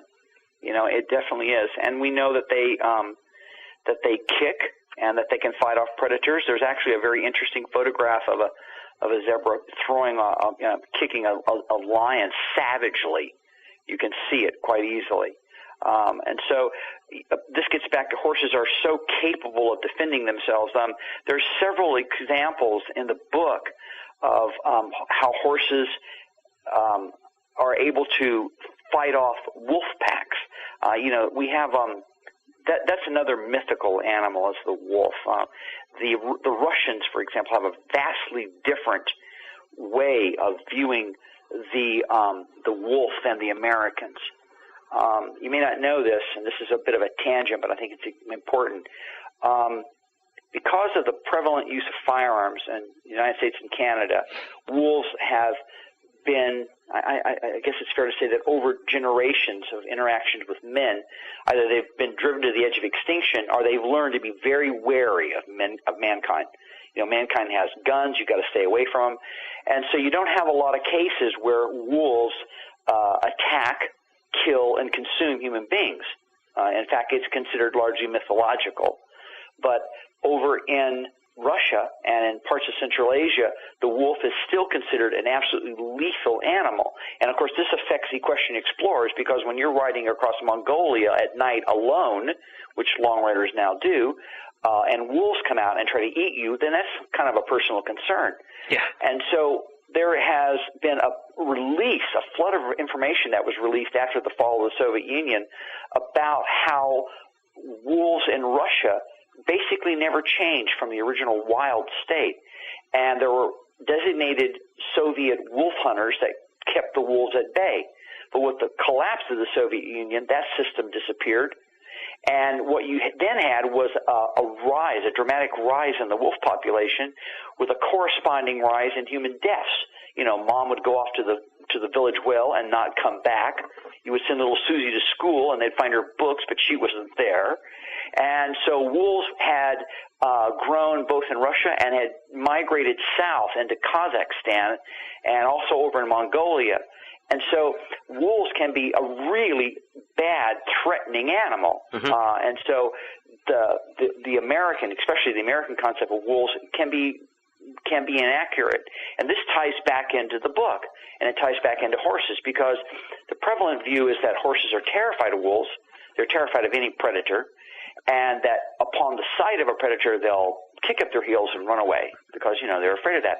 And in fact, our ancestors knew that horses would see wolves, they would go into a circle, the horses would, and that they would savage the wolves and pound them into pulp.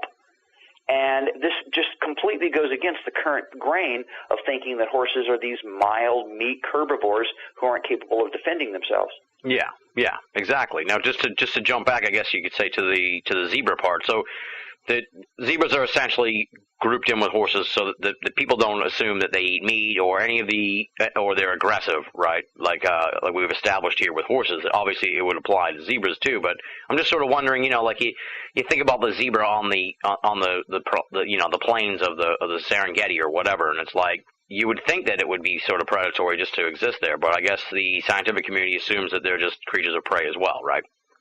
That's right. I think if we want to look at Africa, I think what's really interesting is to look at the quagga. Now, the quagga it's an animal, it's an equine that's now extinct. Mm-hmm. Okay, it went extinct at the end of the 19th century, and it looks like a mixture of a horse and a zebra. Okay, it's big like a horse. It's got stripes across the back part of its body.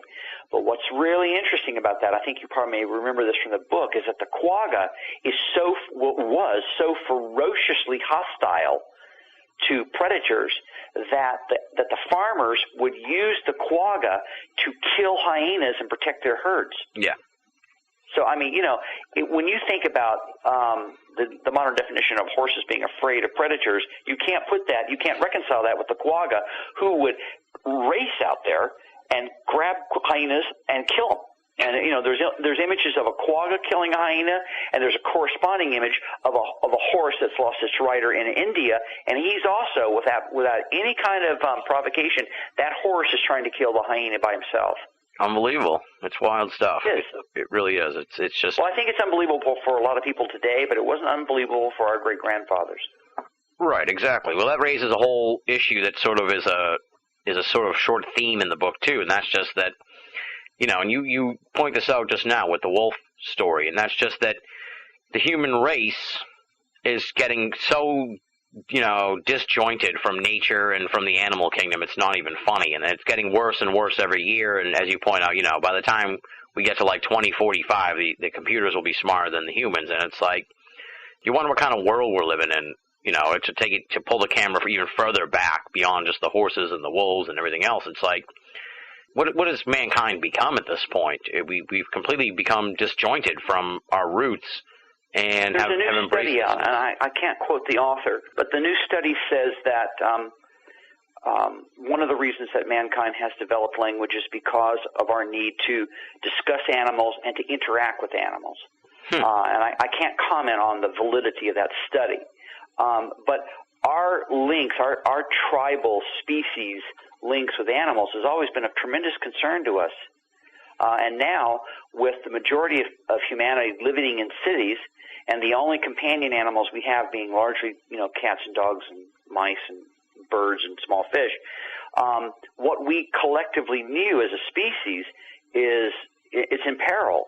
Imagine, again, going back, imagine what your great-grandparents or your great-great-grandparents knew about a lot of things, survival skills and animals and things that we no longer need. And as a species, I think that this brings up a question is, you know, if the electricity does go off, or the trucks do stop running, what are you going to do? You're going to be stuck someplace in an urban environment, and let's say, your family lives in California and you live in New York. How do you get there? And even if there is a horse, how do you get on it? And how do you travel? And what do you feed it? This kind of stuff. So there's a lot of implications here. But so long as we're focused on Facebook and a sports team and we don't think about these things, then we put our belief in a system, in a political and energized system that says that, don't worry about it. I think that's called the Matrix, isn't it? Yeah. It's scary stuff. Like I said, when you pull the camera further back, we're becoming, we have information at our fingertips, but in a way we're becoming helpless. We're really becoming a helpless race of people who have to rely on technology for everything. It's scary. Yeah, I think, because we mentor so many equestrian travelers, and you have to understand when, I'll give you a good example. A few years back, we were contacted by a young Australian. He said, I'm afraid of horses. Right away, I'm going to tell you, straight away. I was 5 years old, I got thrown off a horse, broke my arm, never been around them, don't like them, but I'd like to ride 6,000 miles alone from Mongolia to Hungary. The footsteps of Genghis Khan, can you help me? We said, yeah, we can help you. And he overcame his fear of horses, but teaching him how to do that was pretty complex, I got to tell you. You can't just go off to Mongolia, buy a couple horses. There's a lot of skill involved. And what we're talking about is the demise of that skill. And it's the loss of a kind of specialized knowledge. How do you make a saddle? How do you put a bridle on? What do you feed your horse? How do you cross a stream from right to left? These are the kind of things that the Long Riders Guild is committed to trying to find and preserve and to share. And meanwhile, most of the horse world is out there going, come on, let's ride in circles like goldfish in a bowl. Yeah, exactly. It's troubling too that you raised an interesting point in the book, that the rise of automobiles. We've kind of talked about this earlier, but it's worth mentioning here. And it's just this widespread, as you call it, equinocide. This is something that probably nobody really thinks about or knows about. But if there were 21 million horses in America in 1918, they didn't all die of old age, folks. Like, people got cars and bad things happened to this massive horse population that is completely swept under the rug and never talked about. I'll tell you something interesting, and I was really shocked by this. And I think this might be of interest to your listeners, because it's there's so many people listening to your audience that are in America. The first war on terror, or the first terrorism war that I know of, I recently came across the evidence, was in America, and it happened in the mid-1920s, and it was connected to horses. It had nothing to do with politics.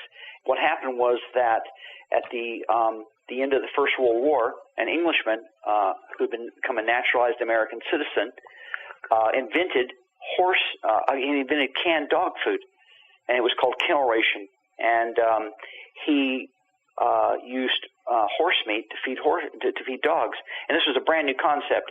And so by the early 1920s, America had drifted away from horses in a daily occurrence. They were already addicted to the automobile. And so the need for horses wasn't there any longer, and there was millions of horses, unwanted horses, no longer needed. And so this Englishman quickly cottoned on to the fact that there was money to be made, and Americans were already in love with the convenience factor. So what they did was they quickly became hooked on this idea of feeding their dogs horse meat out of cans. And this Englishman went on, and first he decimated the entire equine population on the East Coast. Then he moved to Chicago, and he sucked up all the horses in Chicago and the Midwest. Then he started an empire in the American West. This guy had a ranch bigger than the state of Delaware. Wow! And what he did was he shipped out giant draft horse stallions and let them loose on the range so they would mate with the Mustangs and produce bigger meat-producing horses. And this is all completely legal. But what he did was he killed so much of the American equine population that the horses it was unbelievable. Just unbelievable how many horses were being shipped in cattle cars back to the plant in Rockford, Illinois. And one man, a little guy named Frank Litz, started a one-man war against kennel ration and bombed the plant, burned it, and ended up dying in prison over this. And it gets back to all of this history, all of this part of American history and equestrian history has been just washed under the carpet, not even known about it anymore. Just this conversation alone, there's like 5 great movie ideas here in this conversation. It's just stunning how in the dark people are about horses, and just how completely wrong their perspectives are on this creature. Like I said, if I'm like the everyman of the audience, this is stunning stuff to me across the board. So I have to say something. In the book, you may remember this, but in the book I prophesied that the idea that horses are capable of such extreme aggression, and they are capable of rendering human beings apart. I mean, you have to understand, one of the early examples is in Africa, where a warring African tribe was known to feed the children of their captives to their horses. I mean, that's a pretty gruesome example, but it's true. And once you grasp the idea that horses are capable of eating human flesh and can fit these unbelievable violent acts against humans, there's a whole that just throws open a door to all these possibilities. What if you're a lawyer? What if you're a neighbor? What if you're a parent? What if you're an author? And what if you're a filmmaker? Now, if I was Oliver Stone and I was making a story about Alexander the Great, I'd have to really ask myself, do I want to show Bucephalus eating Persians? Because in theory, that's probably what happened. And so the implications here are really, really wide. yeah, like you said, you pointed out in the book and just now, I mean, it goes across the board. There's a lot of areas that these revelations should touch upon. And, you know, it seems, how long has the book been out? Only a few months, right? No, it's only been out a month. Oh, wow. Okay, yeah. So it's only been out a month. I mean, and in this month, you've received countless correspondences from people who back up what you're saying. So yeah, well, actually, the book was delayed. Some people made fun of the book because the publication date was April the 1st, and you know, living in Europe, I just kind of like don't pay attention to Halloween and April Fools and all that stuff. So I thought, oh yeah, but actually there was a mistake because it was a coincidental date, and on top of that, the book was delayed at the last minute because that vital evidence came flooding in, and we had to stop the book, and I had to rewrite the book because at the last minute, the Lord Chamberlain of Bhutan contacted the Long Range Guild and said that the king of Bhutan's horses ate meat and tiger's fat. And we were told about the German film, the 1938 German film, which filmed horses eating the blood in Tibet. And then we got confirmation from a Tibetan expert that the Tibetan horses only stopped eating meat when the Cultural Revolution hit Tibet in the 1970s. And then at the very last instant, we were notified by Britain's leading camel explorer, John Hare, that not only did the Cossacks escape on meat-eating horses in India, but that the survivors had just offered to sell him some meat-eating horses. I mean, at that point, I said, wait a minute, we got to stop the book right now. So, I mean, you know, the evidence is just, you know, it's just coming in now. I mean, you know, I've got a big file called evidence, and I've had to actually break it up into meat-eating, murderous, you know, all that kind of stuff. It's fascinating, and I think you're just going to keep getting more emails from people, you know. I mean, I'm surprised you haven't heard stories, maybe you have, of, like, you know, horses attacking family pets, that kind of stuff. I mean, anything's possible, right? I tell you something, you know, what's happening is people are speculating now. You have to understand, the horse world, the horse has, you know, this is an animal that has affected humanity more than anything. I mean, more than the dog. I mean, I love dogs, okay? But, you know, forget the cat, forget the fish, forget the cow, forget the sheep. I mean, these are all animals that are good for us and we use them, but the horse, you know, you go back and you look at literature and you look at history, it's the horse. There's the horse. And the horse turned mankind into this incredible, deadly, mounted predator. I mean, mankind, you know, when you take the horse's speed and you match that with the human's vision and his ability to shoot a bow and arrow, boy, that's a really lethal team. Yeah. And so when you come up with this kind of combination and then you go out and look at history, I mean, this is an incredible, incredible thing. Yeah. The book is like a reawakening in a way, too, just to make me and hopefully the listeners and the readers, you know, remember how important the horse was to the human race, because it's been so marginalized now. It's just stunning when you really think about it. I think it's a cartoon, don't you? Yeah, it's My Little Pony. It's exactly. It's My Little Pony, and I want to say this in a really careful way. The Long Riders Guild is not part of the traditional equestrian world. I mean, equestrian explorers, they're a really solitary group. There's only, there's a handful of them. They're in all these countries, but there's not a lot of them. And we have a rule, for example. I'll tell you something. The first time we ever go to meet a long rider in whatever country, we always meet them alone because they burn so bright. You walk in the room and you go, whoa, this is a serious person, okay? I mean, you don't get on a horse and ride 5,000 miles through a jungle and not come out of it affected. And so these are really interesting and intriguing and intense people, and their experiences with horses are very singular. But most people are involved with equestrian activities, which is about collective approval and community awards and this kind of stuff. And the equestrian explorers aren't like that. And I think that's a really important reason that this has come out via the Long Riders Guild, because we don't have preconceived notions about horses. Horses are practical, so are we. If they want to eat a bird, well, fine, just leave us some, that kind of thing. Yeah. It makes you wonder, too, if, this long riding, I wonder if it was actually easier back in the day than it would be now, because now you kind of have to sort of navigate either through or around, civilization, which isn't, which actually may be more harsher than you'd expect to bring up. Let's say you're going from, one part of India to the other or something. You got to go through Mumbai. What are you going to do with your horse? It's like, what's that like? I mean, the thing about equestrian journeys is that it's as diverse as the planet. Now, we have an Indian guy who's getting ready to make the first modern journey from the top of India to the bottom, and he's trying to come up with a route that avoids all the major urban centers. Because, for nothing else, I mean, who wants to ride a horse through traffic? Right. It's just horrible, and it's not good for the horse and stuff.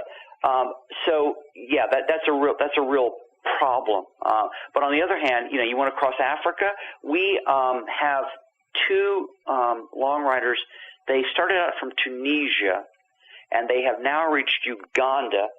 And under the reign of Idi Amin, horses largely disappeared in that country. And people keep walking up and asking these two young people, what kind of cow is this? They've never seen a horse. And that's not the only time that's happened. We've had other examples of people who, places where horses are not known, and so this is a really strange and exciting part of the horse world that most people don't know about. And yet, like I said, it started with 5 people and now it's in 44 countries, and it's academic. It's not commercial. So, you learn about it. For example, this morning I got an email from a young woman. She said, I just rode from Spain to Scotland, and I just discovered the Long Riders Guild. Wow, this is incredible. I didn't know there was other people like me. And, there are. That's the interesting and exciting thing about it.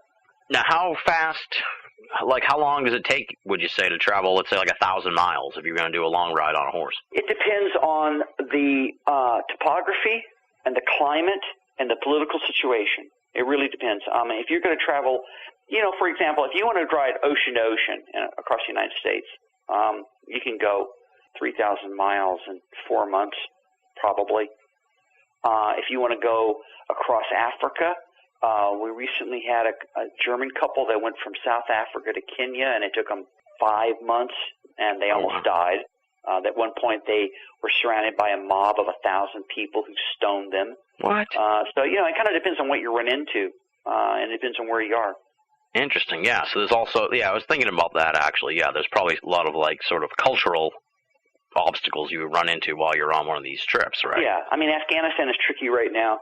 Yeah. We had a Frenchman and an Afghan, and they rode through they went through the center of Afghanistan, and they stopped in Herat. They didn't stop in Herat because the Taliban killed them, which was interesting, but because he got some sort of terrible, and having lived out there, this is so believable. He ate or drank something, and some huge growth started growing on his liver. Jesus. Yeah, he was in excruciating pain, and he got to Herat, bent over double, and the guy said, "You've got something we never saw before. We got to get your ass out of here." And they flew him to France and nuked it or did something. So it kind of depends on where you are. You can ride anywhere right now. You can ride anywhere except Antarctica because governments got together and they have forbidden any animals in Antarctica, which is really too bad because I think otherwise horses could have reached the South Pole. Yeah, that's pretty weird. I don't know why they would. That seems kind of ridiculous, but I don't know what to make of that. Even dogs? Yeah, I understand that you can't take outside animals. And I think this is something else you touched on briefly about the idea that horses were in Antarctica and how surprising that was. But if the traditional modern equestrian world has a lot of preconceived notions and prejudices, so does the polar community. And there's been a deafening silence, largely, from the polar community because it's always been very fashionable to mock horses. They say, "Oh my God, horses in Antarctica! Oh, it's simply ridiculous! Oh, they fall in the snow, and once you leave the coast, there's nothing to eat. You have to bring all the food along." And what we discovered was that this is inaccurate. In fact, the Scandinavian and Norwegian cultures have something called a hestetruger, which is a special kind of equine snowshoe, and you can get horses that can walk across the top of the snow. In fact, they're so capable they pull sleighs on logs on top of them. So the idea of horses pulling sleighs across the snows of Antarctica is quite easy. And then on top of that, if you feed the horses meat, suddenly the horse is a much more effective animal than the dog, because a horse can pull a sleigh weighing 1,200 pounds. And if you can feed the horse meat just like you can the dog, then suddenly the whole equation is open for reinvestigation. Yeah. Well, you make that point, too, in the book, just based on some of the diaries of the explorers in the Arctic and everything. I mean, across the board, they were saying that they sort of reacted with surprise that the horses were much more valuable as an animal to use than the dogs, which I thought was, just makes it even more, strengthens the whole case. I have to say, when you grow up with a set of beliefs. George Washington shot down the cherry tree. Benjamin Franklin signed the Declaration of Independence. Babe Ruth hit the most home runs. That kind of thing. So you kind of know the parameters of your universe. And, I grew up in an American cowboy culture. I went to an English riding school, and then I left England and went to Afghanistan, and that's where my equestrian exploration career began. And throughout my own personal career and journey in the horse world, I kind of had points where I could reference. And yet, as I started really seriously investigating equestrian history, I realized, boy, there's a lot of stuff. There's a lot of stuff we have either lost or forgotten. And one of the examples of this, and to me it was really startling, was the discovery that former U.S. cavalrymen, Indian fighters, had ridden horses in the Arctic Circle. I mean, that just blew me away. I couldn't believe it. And there's photographs of them exercising the horses on the ice in the Arctic Circle. It's just unbelievable stuff. I mean, just like I said, kudos to you for reintroducing a lot of this information to people. It's just, I just wish that it would get more traction. I hope, the book's only been out a month. I feel like this is, like you said, it's not going to go away. I feel like you're sort of starting this revolution of thinking with regards to horses that I hope can continue onward. I appreciate that, and I think what's been so encouraging personally is that the vast majority of people have been so polite and kind and objective and interested, and they're saying, well, okay, wait a minute, this is sensational. Well, wait a minute, maybe it's not. And when they look at the evidence, you can go on the Deadly Equines page on Facebook, or you can go to the Long Riders Guild Academic Foundation where we have everything publicly available. Or you can send me an email. I mean, I pull my pants on one leg at a time. I'm nobody special, and you can ask me any question, and I'll send you the answer if I have it, or at least discuss it with you.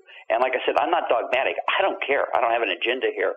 And the fact is that people have been so willing to discuss this has been really encouraging. Now, you said you did get some backlash from a horse whisperer in Australia or something like that. You were telling me about this before we got on the air. Yeah, there was a comment posted, and the guy never read the book, and this might appeal to your listeners, but he said, there's no more evidence of this than there are UFOs. And I thought, well, you're really opening yourself up for a couple of pot shots here, But, like the book explains, the horse whispering, the idea of this thing that we now know in the common field is horse whispering.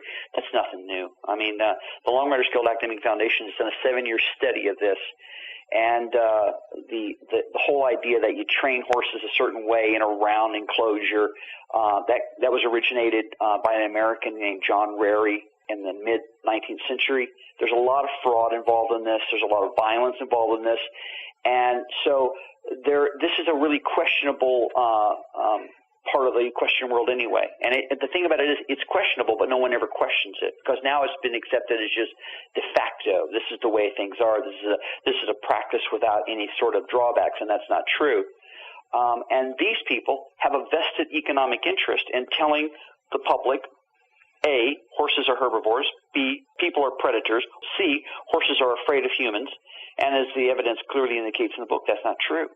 If you think that horses are afraid of humans, I defy you to go into a ring with Lisette and not get disemboweled, Right, so, yeah. Humans should be afraid of horses. That's the takeaway from all this. You're the one who said it, Tim. I didn't. You're the one who said, it kind of makes the hair on the back of my neck stand up. And it's like the book says in that in the movie with Steve McQueen, where there is a meat-eating horse in the movie. He says, sometimes you got to say goodbye to the things you know and embrace the things you don't. And I think this is what's so important about this discussion that we're having right now is that we are discussing. We're talking about things, and that's what this book has done. This book has sparked an investigation among other people. People are saying, "Hey, I got this bit of evidence. Oh, I saw this." And they're now discussing things, and they're contemplating things. The questions, it's not just evidence that are coming in, it's questions that are coming in. People are writing and saying, "Oh, wait a minute, there's a prevalence of colic in horses, right?" Well, yeah, okay. Well, do you think it's because they only have a grass-fed diet? Do you think if they had more meat in their diet, maybe they wouldn't get colic? Because what happens is that when a horse eats too much vegetable matter, okay, and it gets impacted into their intestines, they can kill them. But protein with fat in it passes through the intestines quickly. Now, I didn't make that up. Another horse person wrote me and said, "Do you think that's possible?" I said, "I don't know yet." You see? And so there's questions now being asked that, 8 weeks ago weren't even being considered on the radar. Another person wrote and said, "Do you think horse whisperers are the reason that we have horses that are prey animals? Do you think that maybe they're learning something from humans that we don't know about, some sort of emotional link that we haven't detected?" And I said, again, I don't know. Now, what is this horse whispering? Is this like a form of training horses? Yeah, it's called natural horsemanship. It's called, there was a movie starring Robert Redford. Right, the Horse Whisperer, right? Horse Whisperer, That's kind of when it all sort of became so big. You get a horse in a small enclosure, and you try to teach this horse to obey you. And there's different ways and there's different manners. But it's nothing new. It's been around a long time. And there's different practices, and there's some questionable things involved. It's an interesting thing, too, because there's a lot of cultism, if you want to look at this. This is a shocking concept for people who are involved in this when you use the word like a cult. But you get gurus, you get followers, you get a system of authority. There's a lot of money involved, tons of money involved. Clinics and products and endorsements and magazines. And on top of that, some of the most prevalent, or one of the most prevalent American horse whisperers is notoriously litigious. He was investigated in 1998, and a big article came out basically defrocking him, and he threatened the magazine with a gigantic multi-million-dollar lawsuit, and they backed down, and since then no one has ever done a serious investigation of the entire phenomenon. So this little book is one of the first things that come along to say, I think that this needs a serious investigation on a different angle. Right. Well, it's weird too. It's unfortunate in a sense because it sounds like I'm probably misusing the bell curve here, but it's like we had this sort of peak of horses, then as you say, an intellectual equestrian vacuum. And then into this vacuum steps people to take advantage of that vacuum in a way that is probably nefarious in a lot of ways. Well, I'll put this in automotive terms, okay? Because people can relate to that. When you meet a long rider will say, "Do you have a horse?" "No." "Okay, get a horse because here's why. Horses are good for human beings. Okay, they're good for you physically, they're good for you emotionally, they're good for you spiritually. You get on a horse, you go on a journey, you change. Okay, you become healthier, happier. It's not a religion, it's not a lifestyle. It's good for you. Okay, and that's a different thing between a horse whisperer, because a horse whisperer is like a mechanic that you get addicted to. Okay, if you go to your mechanic, you go, look, I've got a 1978 Datsun truck, and it shakes when I turn it on, and it rattles and this and that. And you go, okay, and you take it to the mechanic, and he fixes it. You don't go back and worship the mechanic. Okay, and so much of what the horse whisperer is about this allegiance to a leader figure, because people don't have a lot of everyday knowledge about horses, because they don't know how to fix horses, they turn to somebody of authority who they think they can trust. And people in those positions, oftentimes, it doesn't matter if it's religion, politics, horses, people who are placed in positions of power oftentimes misuse that power. And that's what we see in horse whispering. Now, you said earlier that there's violence involved. How is there violence? Is this like animal cruelty type violence? The round pen is an enclosure. Okay, look, let's take horses and let's compare horses in what nature. Nature devised horses to wander around a pool, a source of water. Okay, horses were originally a steppe animal. Okay, out in the Central Asian steppes. All right, so they would run in a herd. Okay, of their own family, okay, and they would migrate around a water source, and they would eat and move and eat and move and sleep and eat and move. And they don't sleep very often, and they usually sleep standing up. A horse hardly ever sleeps lying down. It's not like a cow. So they move, and they're very alert, intelligent animals, okay? So horses are different than rats. Rats live in small, smelly, confined spaces. You find a rat inside of a wall, and he lives on top of his urine and his feces and the refuse that he drags in there, and they breed in the dark, okay? Horses weren't designed to be living like rats, and yet what modern man does is modern man takes a horse off the plains, off the steppes, out of that natural environment, puts it in a 12-by-12 stall, makes it stand on top of its feces and its urine, feeds it hay, doesn't know what else it can eat, but it gives it hay, and they change the natural environment that a horse is designed to. And what happens is that horses then get psychotic. They start biting wood. They start shaking their heads back and forth. I mean, they're prisoners. And you get strange mental actions from this. And when horses start acting up, people start looking for answers. Oh, Buffy won't go into the horse trailer. Or, I want to get on, my horse, and, he doesn't want to do this or that. So they turn for answers to people who they believe are experts. And sometimes the expert has the answer, sometimes it doesn't. But the system is involved in bringing you back to the expert. That's the thing. It's not like your Datsun truck. You don't get the truck fixed and go home and drive it. You're supposed to come back again and again and again. And there's a system involved with that. Interesting. Yeah. You better watch out. You're going to have some horse whisperers coming after you, man.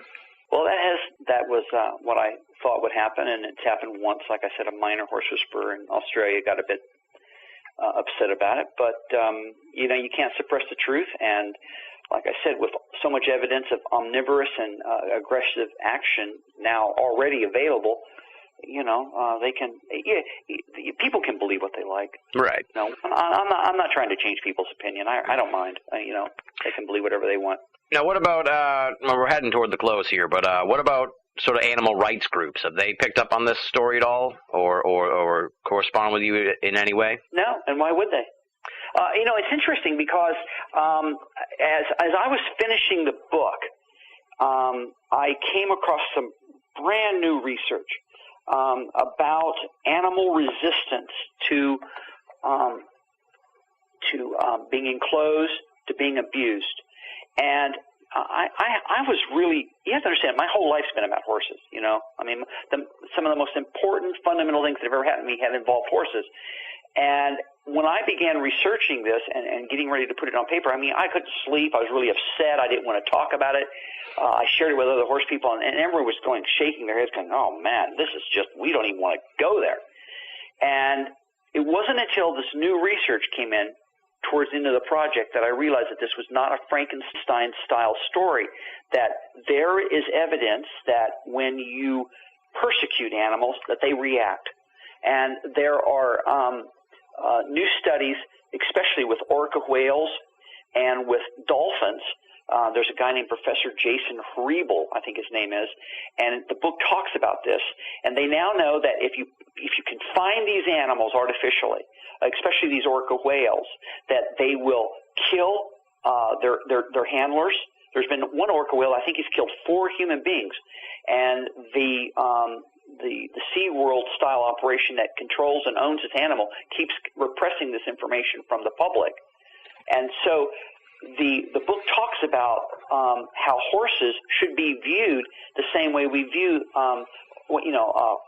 elephants in circuses or orcas in SeaWorld. I mean, if it's unethical, if we have put it this way, if we have ethical questions about taking a giant whale and putting him in a pen and making him jump through a loop or do some kind of animal act, then why hasn't the horse world posed the same question, for example, about the famous Lipizzan stallions of Austria?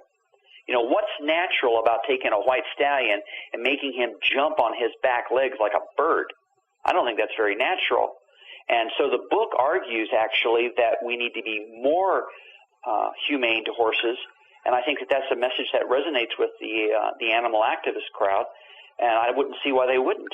Right. That's kind of what I was asking. You'd figure that this would raise some eyebrows with the animal, as you say, animal activist crowd, in the sense that let me just jump in and put this back into the perspective of the Long Riders Guild. The Long Riders Guild is an invitation-only organization. You don't just do the miles and get in. You have to be invited. And anybody who ever does anything ethically suspect to or with their horses is either excluded or thrown out. I mean, we even threw out one of the founding members when we found that he had crossed that line. And so there is no tolerance ever with any kind of equestrian abuse. I mean, the things, if you're not a horse person, you probably don't know about the kind of cruelty that is routine in all of the equestrian events, racing, Tennessee walkers. I mean, the stuff that goes on behind the barn doors is so nauseating, I won't tell you about it. And the Long Riders Guild won't tolerate that. And I think that's why the animal rights people probably don't have a problem with this issue. Yeah. If I put the miles in, will you invite me into the Long Riders? Maybe. No. You see, the thing about this is, listen, this is the great thing about the Long Riders Guild. It's just average people. Look, I got to tell you something. Just the other day, we got I'll send you a link. There's a fantastic YouTube thing that was just done about a week or 10 days ago. There's a man from the state of Washington, and his name is Tom Fairbank. And this is just an average American guy, and he's 60-something years old, and he had a dream of riding his horse from his home in the state of Washington to his forefather's ranch in Montana, okay? And he said, this is on my bucket list, the list of things you got to do before he died. And when he finished the trip, he made this little YouTube video about what it meant for him to ride across his own nation. And he had his own horse, just this nice-looking Palomino average horse, and he had his riding animal, and he had his pack animal, and he went off and he found his own dream and he made it happen. And, nothing special, but it was really personal and really important to him. And that's the thing about this whole issue is that, if you want to ride from wherever you are to whatever goal on the map means something to you personally, well, then that's why we're here to help you. Where do you camp along the way in that sort of situation when you do these things? Well, it all depends on, it could be America and there's a big difference between like America and the Middle East or something like that. But I just mean, you just camp sort of where you get tired, when you get done riding for the day, you sort of just stop. Remember, you got to remember climate, topography, local conditions, local populace. Right. Now, let's see, where are you located? Where am I talking to right now? I'm in Boston, or just outside the suburbs. Yeah.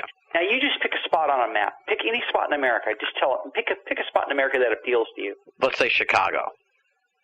Okay, you want to ride from Boston to Chicago. Okay, so here's what you have to do. You have to find yourself a good, solid, physically strong, emotionally secure horse that can carry you. Okay, now if you're going to ride by yourself, you probably don't need a pack horse because you're going to go through America. Now, what you do is you sit down and you make yourself a route that avoids as much traffic and major cities as possible. All right? You find as many small places to do as you can. Then you pre-arrange with as many people in advance. And I'm talking specifically the United States now. You find places where you can try to stay in advance. And you ask them if they can pass all that information.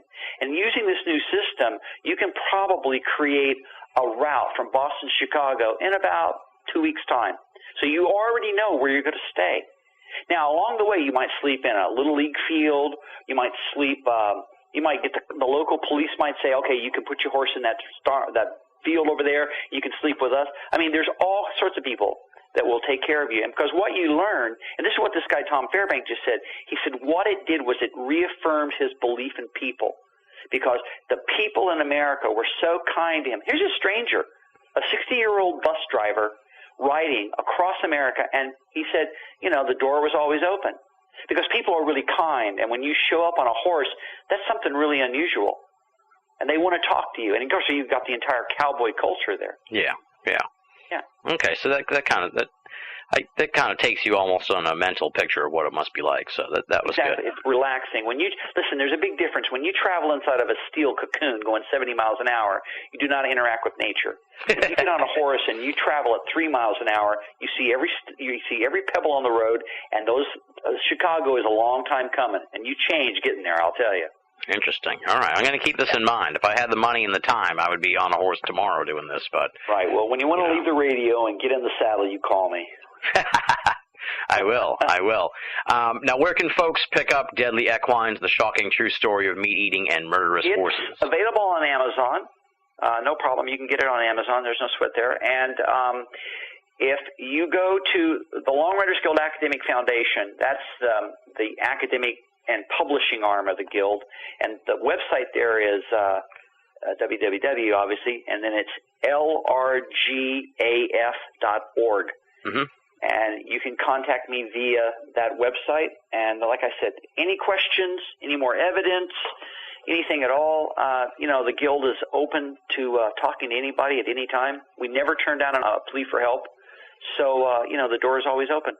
And what's next for Colin O'Reilly? What do you have on the books here for the future? It sounds like you might be getting ready for another long ride. I'm finishing the Encyclopedia of Equestrian Exploration. That's going to be the largest collection of information ever. And my wife and I are getting ready to set off on the world's first equestrian journey around the world.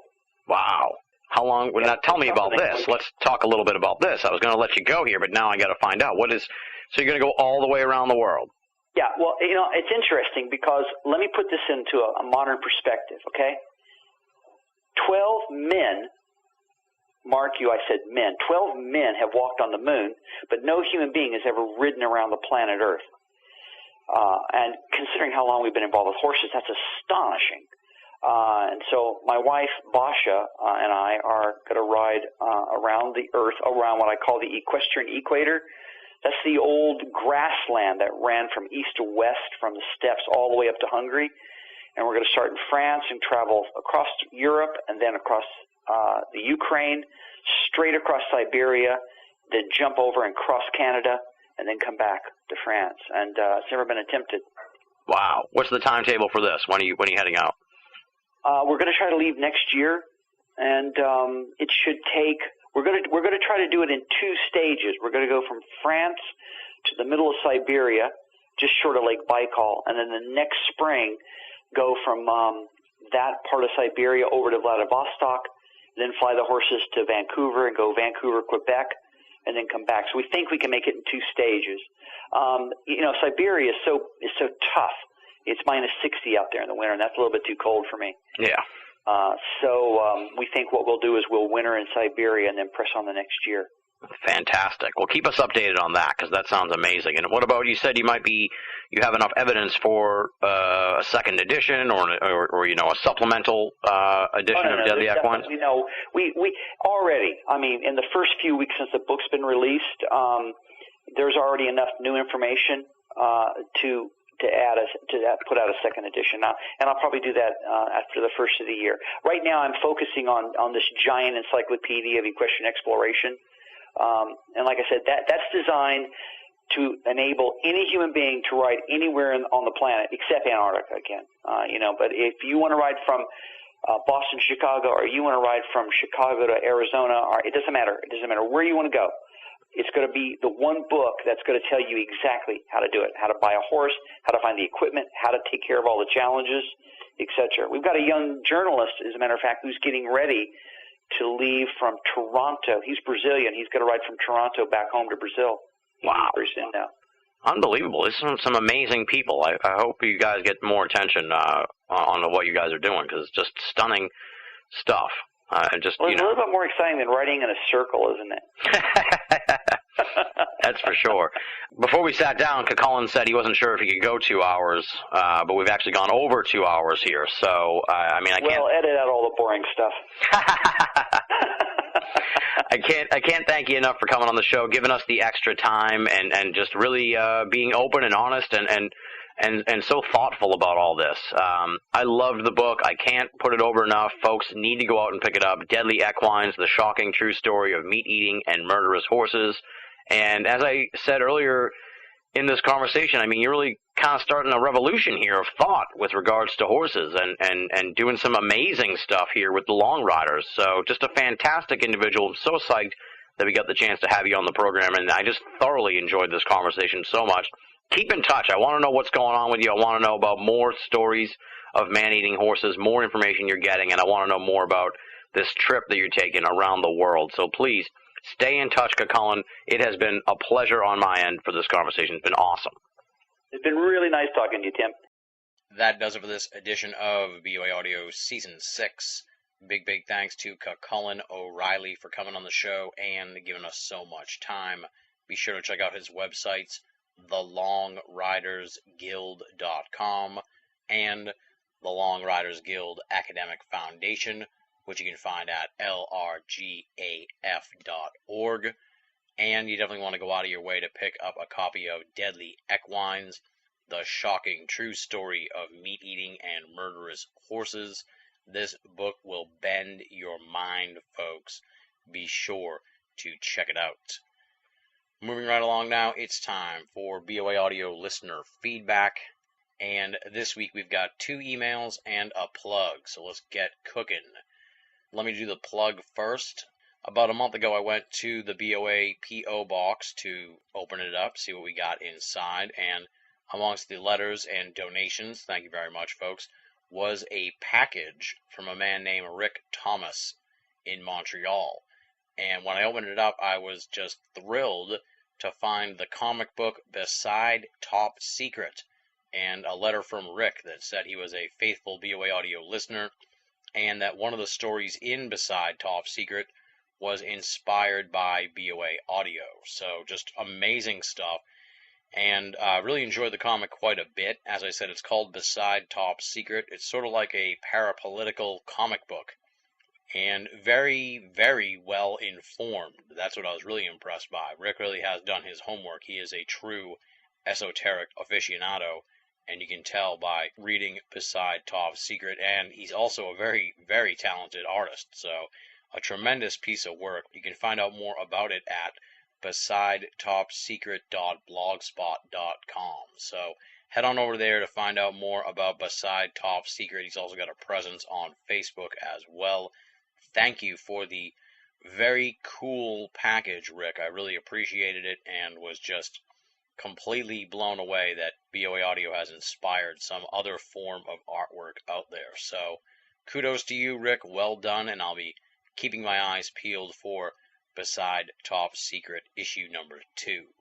Now let's deal here with the emails. First one comes from Scott, no hometown listed. Here's what he has to say. I have a guest request. Jodie Foster of Chico, California, just had her book published. Its subject matter deals with the paranormal. Her website and contact info is at jodiefoster.net. Thank you, Tim. Hey, you sound like Anderson Cooper. Anyways, take care, Scott. I've never been compared to Anderson Cooper before, so I guess that's a compliment. I'll take that, Scott. Thank you. And thank you for writing in, of course, and thank you for the guest suggestion. I haven't had a chance to check out Jodie Foster's stuff yet. I presume it's not the actress Jodie Foster. It's spelled Jodi, so I guess it's not But I will use your email here to segue into our annual or seasonal call for guest requests and guest suggestions, because as we said here in the beginning of the program, this is episode number 1 of the final 4 of season 6, which means most of the slots here for season 6 have been filled. I think we have one more open slot that's about to be filled.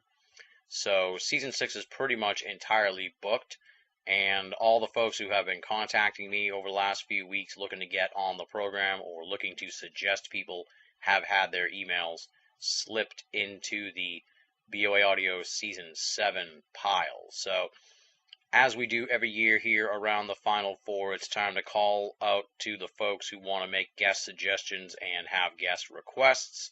Send them to me. You're going to get the contact info in just a few moments. I will definitely look into your guest suggestion and I will see what I can do. Maybe we'll have them on the program. And I got a really cool email. I don't have his name in front of me here right now, but I got a really cool email from the guy who suggested Jarrah White way back at the beginning of season 6, and he was just thrilled that we read an email from someone who has so thoroughly enjoyed the Jarrah White episode. He recommended a guest, we brought the guest on, then someone else somewhere across the world loved the interview, and that was all thanks to BOA Audio listeners. So this really is a grassroots community here on BOA Audio. You have as much of a chance to influence the program as any other listener, so send me your guest suggestions. As I said, contact info in just a moment, and I will definitely take a look at Jodie Foster's work, Scott, and once again, thank you for writing in. Next email comes from Steve, no hometown listed. Here's what he has to say. Thanks for the crypto show. Lauren and I must be on the same wavelength. I too believe it's going to take the good old Fosse approach to finding Bigfoot. I would say more like a year instead of 6 months. Tim Dinsdale lived on Loch Ness year-round looking for Nessie. That's how he got some of the best footage yet. By the way, whatever became of that film you're working on with Kimball? Thanks again, Steve. Thank you for writing in, Steve. The Kimball film is still sort of in the nebulous pre-production stages, so we'll keep you posted on any further developments on that. Takes time to make a movie, my friend, but we are still hard at work on making Beyond Best Evidence a reality. And I totally agree with both you and Lauren. The good old Fosse approach is the one to take here, looking for Bigfoot, and you sort of touched on, one of my personal dreams in a sense. If I ever won the lottery, after I enjoyed the winnings for a while, after I got kind of sick of being rich, I have a feeling that I would hire some of the best trackers and folks out there and really try and spend a year to 6 months in the woods looking for Bigfoot. I mean, I would just love to do that. I'd probably go insane, or I'd probably be just absolutely aghast at having to spend that much time in the woods, but maybe I'd enjoy it quite a bit. And if I captured Bigfoot at the end, it would totally be worth it. But it's something I've always wanted to do, is to hunt the Bigfoot and really do a good job at it by spending a considerable amount of time in the forest. Although after what Lauren told us here on the program, it may be all for naught, because the Bigfoot may be put off by my testosterone or whatever would tweak out the Bigfoot. So maybe I would just need to fund a woman to go into the woods to find Bigfoot. So I'd have to give that more thought. Once I win the lottery, we'll put together a think tank to properly capture the Bigfoot.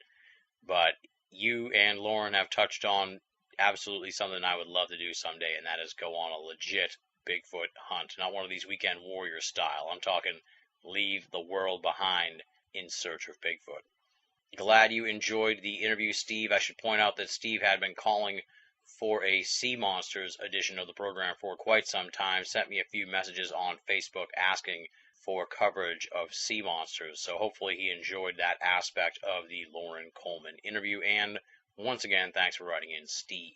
And with that said, we'll zip up the BOA Audio mailbag this week, since I really want to get the episode out to folks tonight. Thanks to Scott and Steve for writing in. Thanks to Rick Thomas for sending us Beside Top Secret. If you want to get in touch with me for those guest suggestions which I suggested, or in an attempt to get on one of the final BOA Audio listener feedback mailbags of the season, here are the means to get in touch with me. You can write to boaaudio@hotmail.com, or go to binallofamerica.com, BINNALL of America.com, and click the contact button. And of course, the final method is to join up at the official BOA forum, theUSOFE.com, THEUSOFE.com. It's BOA's paranormal playground, the United States of Esoterica. And if you didn't catch the URL, just head on over to Binall of America and click the forum button. I would be remiss also if I did not mention that I am a part of Twitter and Facebook, so if you want to join up with me on those sites, just punch in Binall, BINNALL, and I will pop up right away on their search engine.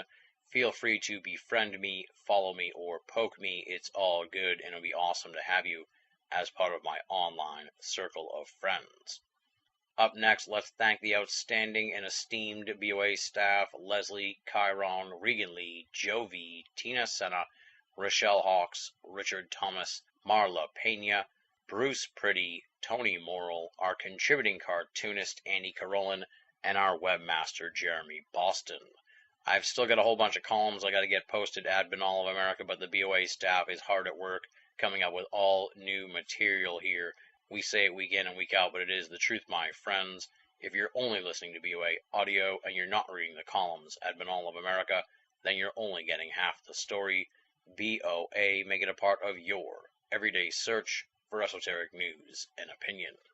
Now comes the time in the program where I take off my cap and pass it around to the audience and ask you to make a donation to Binall of America and BOA Audio. How do you do that? That's simple. There's two ways to help us out. You can head on over to binallofamerica.com and just click the PayPal button. That's on the left-hand side of your screen, and they'll walk you through the process. It is safe and secure. But maybe you don't trust PayPal, maybe you don't trust the internet, and you want to just make a donation via snail mail. That we can also help you out with, because we have, as mentioned earlier, the BOA P.O. Box. The address for that is Tim Binall, P.O. Box 232, Pinehurst, Mass. 01866, and you spell Pinehurst Pinehurst. So altogether it is Tim Binall, P.O. Box 232, Pinehurst, Mass. 01866. And if you send us a donation to the P.O. Box, we have two caveats. First, please make the donation out to Tim Binall and not Binall of America, since my bank is anal and they will not cash those donations. And the other is to please include your email address or some form of contact with your donation so I can reach out to you and thank you for helping BOA. It bears repeating once again here because I am a stickler about asking for donations, and I want to make sure folks know this every time. No donation is too small, and all donations go towards Binall of America and BOA Audio to help keep the audio series and website up and running, freely available, and commercial-free for all of our great readers and listeners the world over. Next week on the program, I would love to tell you who it is, but we have not taped the episode yet. We're going to tape it in about 2 days, so I don't want to spoil anything yet. I don't want to jinx anything yet. But I will give you a little bit of a teaser here, and that is one of the most popular BOA Audio guests ever on the program, someone we talked to for probably longer than anyone ever on BOA Audio, is coming back to the program, making his triumphant return to Binall of America Audio. In the last few weeks and months, he has been on a journey. He's going to tell us about his journey. He's going to give us an update on what he's been up to. And we're going to talk about a whole bunch of paranormal-related stuff. So that's the best teaser I can probably give. It is definitely a guest who is returning to the program by popular demand. It is not William Zabel, so we'll just end that rumor right now. It's definitely not William Zabel, but it is, as I said, one of the most popular BOA Audio guests ever, and he'll be returning to the program next week on BOA Audio. I will put the full information once it is official on the BOA Facebook page, so stay tuned to find out more about who you'll be hearing next time on BOA Audio. And on that note, we close the book on another installment of the program. Big thanks once again to Cullen O'Reilly for coming on the show. Thanks to Scott and Steve for their correspondences on BOA Audio listener feedback. Thanks to Rick Thomas for sending me several copies of Beside Top Secret #1. Check out his blog, once again, besideTopSecret.blogspot.com. And finally, of course, big thanks to all you folks out there, the hardcore BOA Audio listeners, the people who have been supporting this program for so very long, and the folks who stick around all the way to the end of the program. You guys are the very best. Without your help and support, this program would be nothing, and that is a fact that is never lost on your humble host. You are the fuel that drives the BOA machine. Thank you for your tireless support, and thank you once again for making BOA Audio a part of your esoteric audio playlist. Until next time, this is Tim Banal, thanking you for listening and signing off.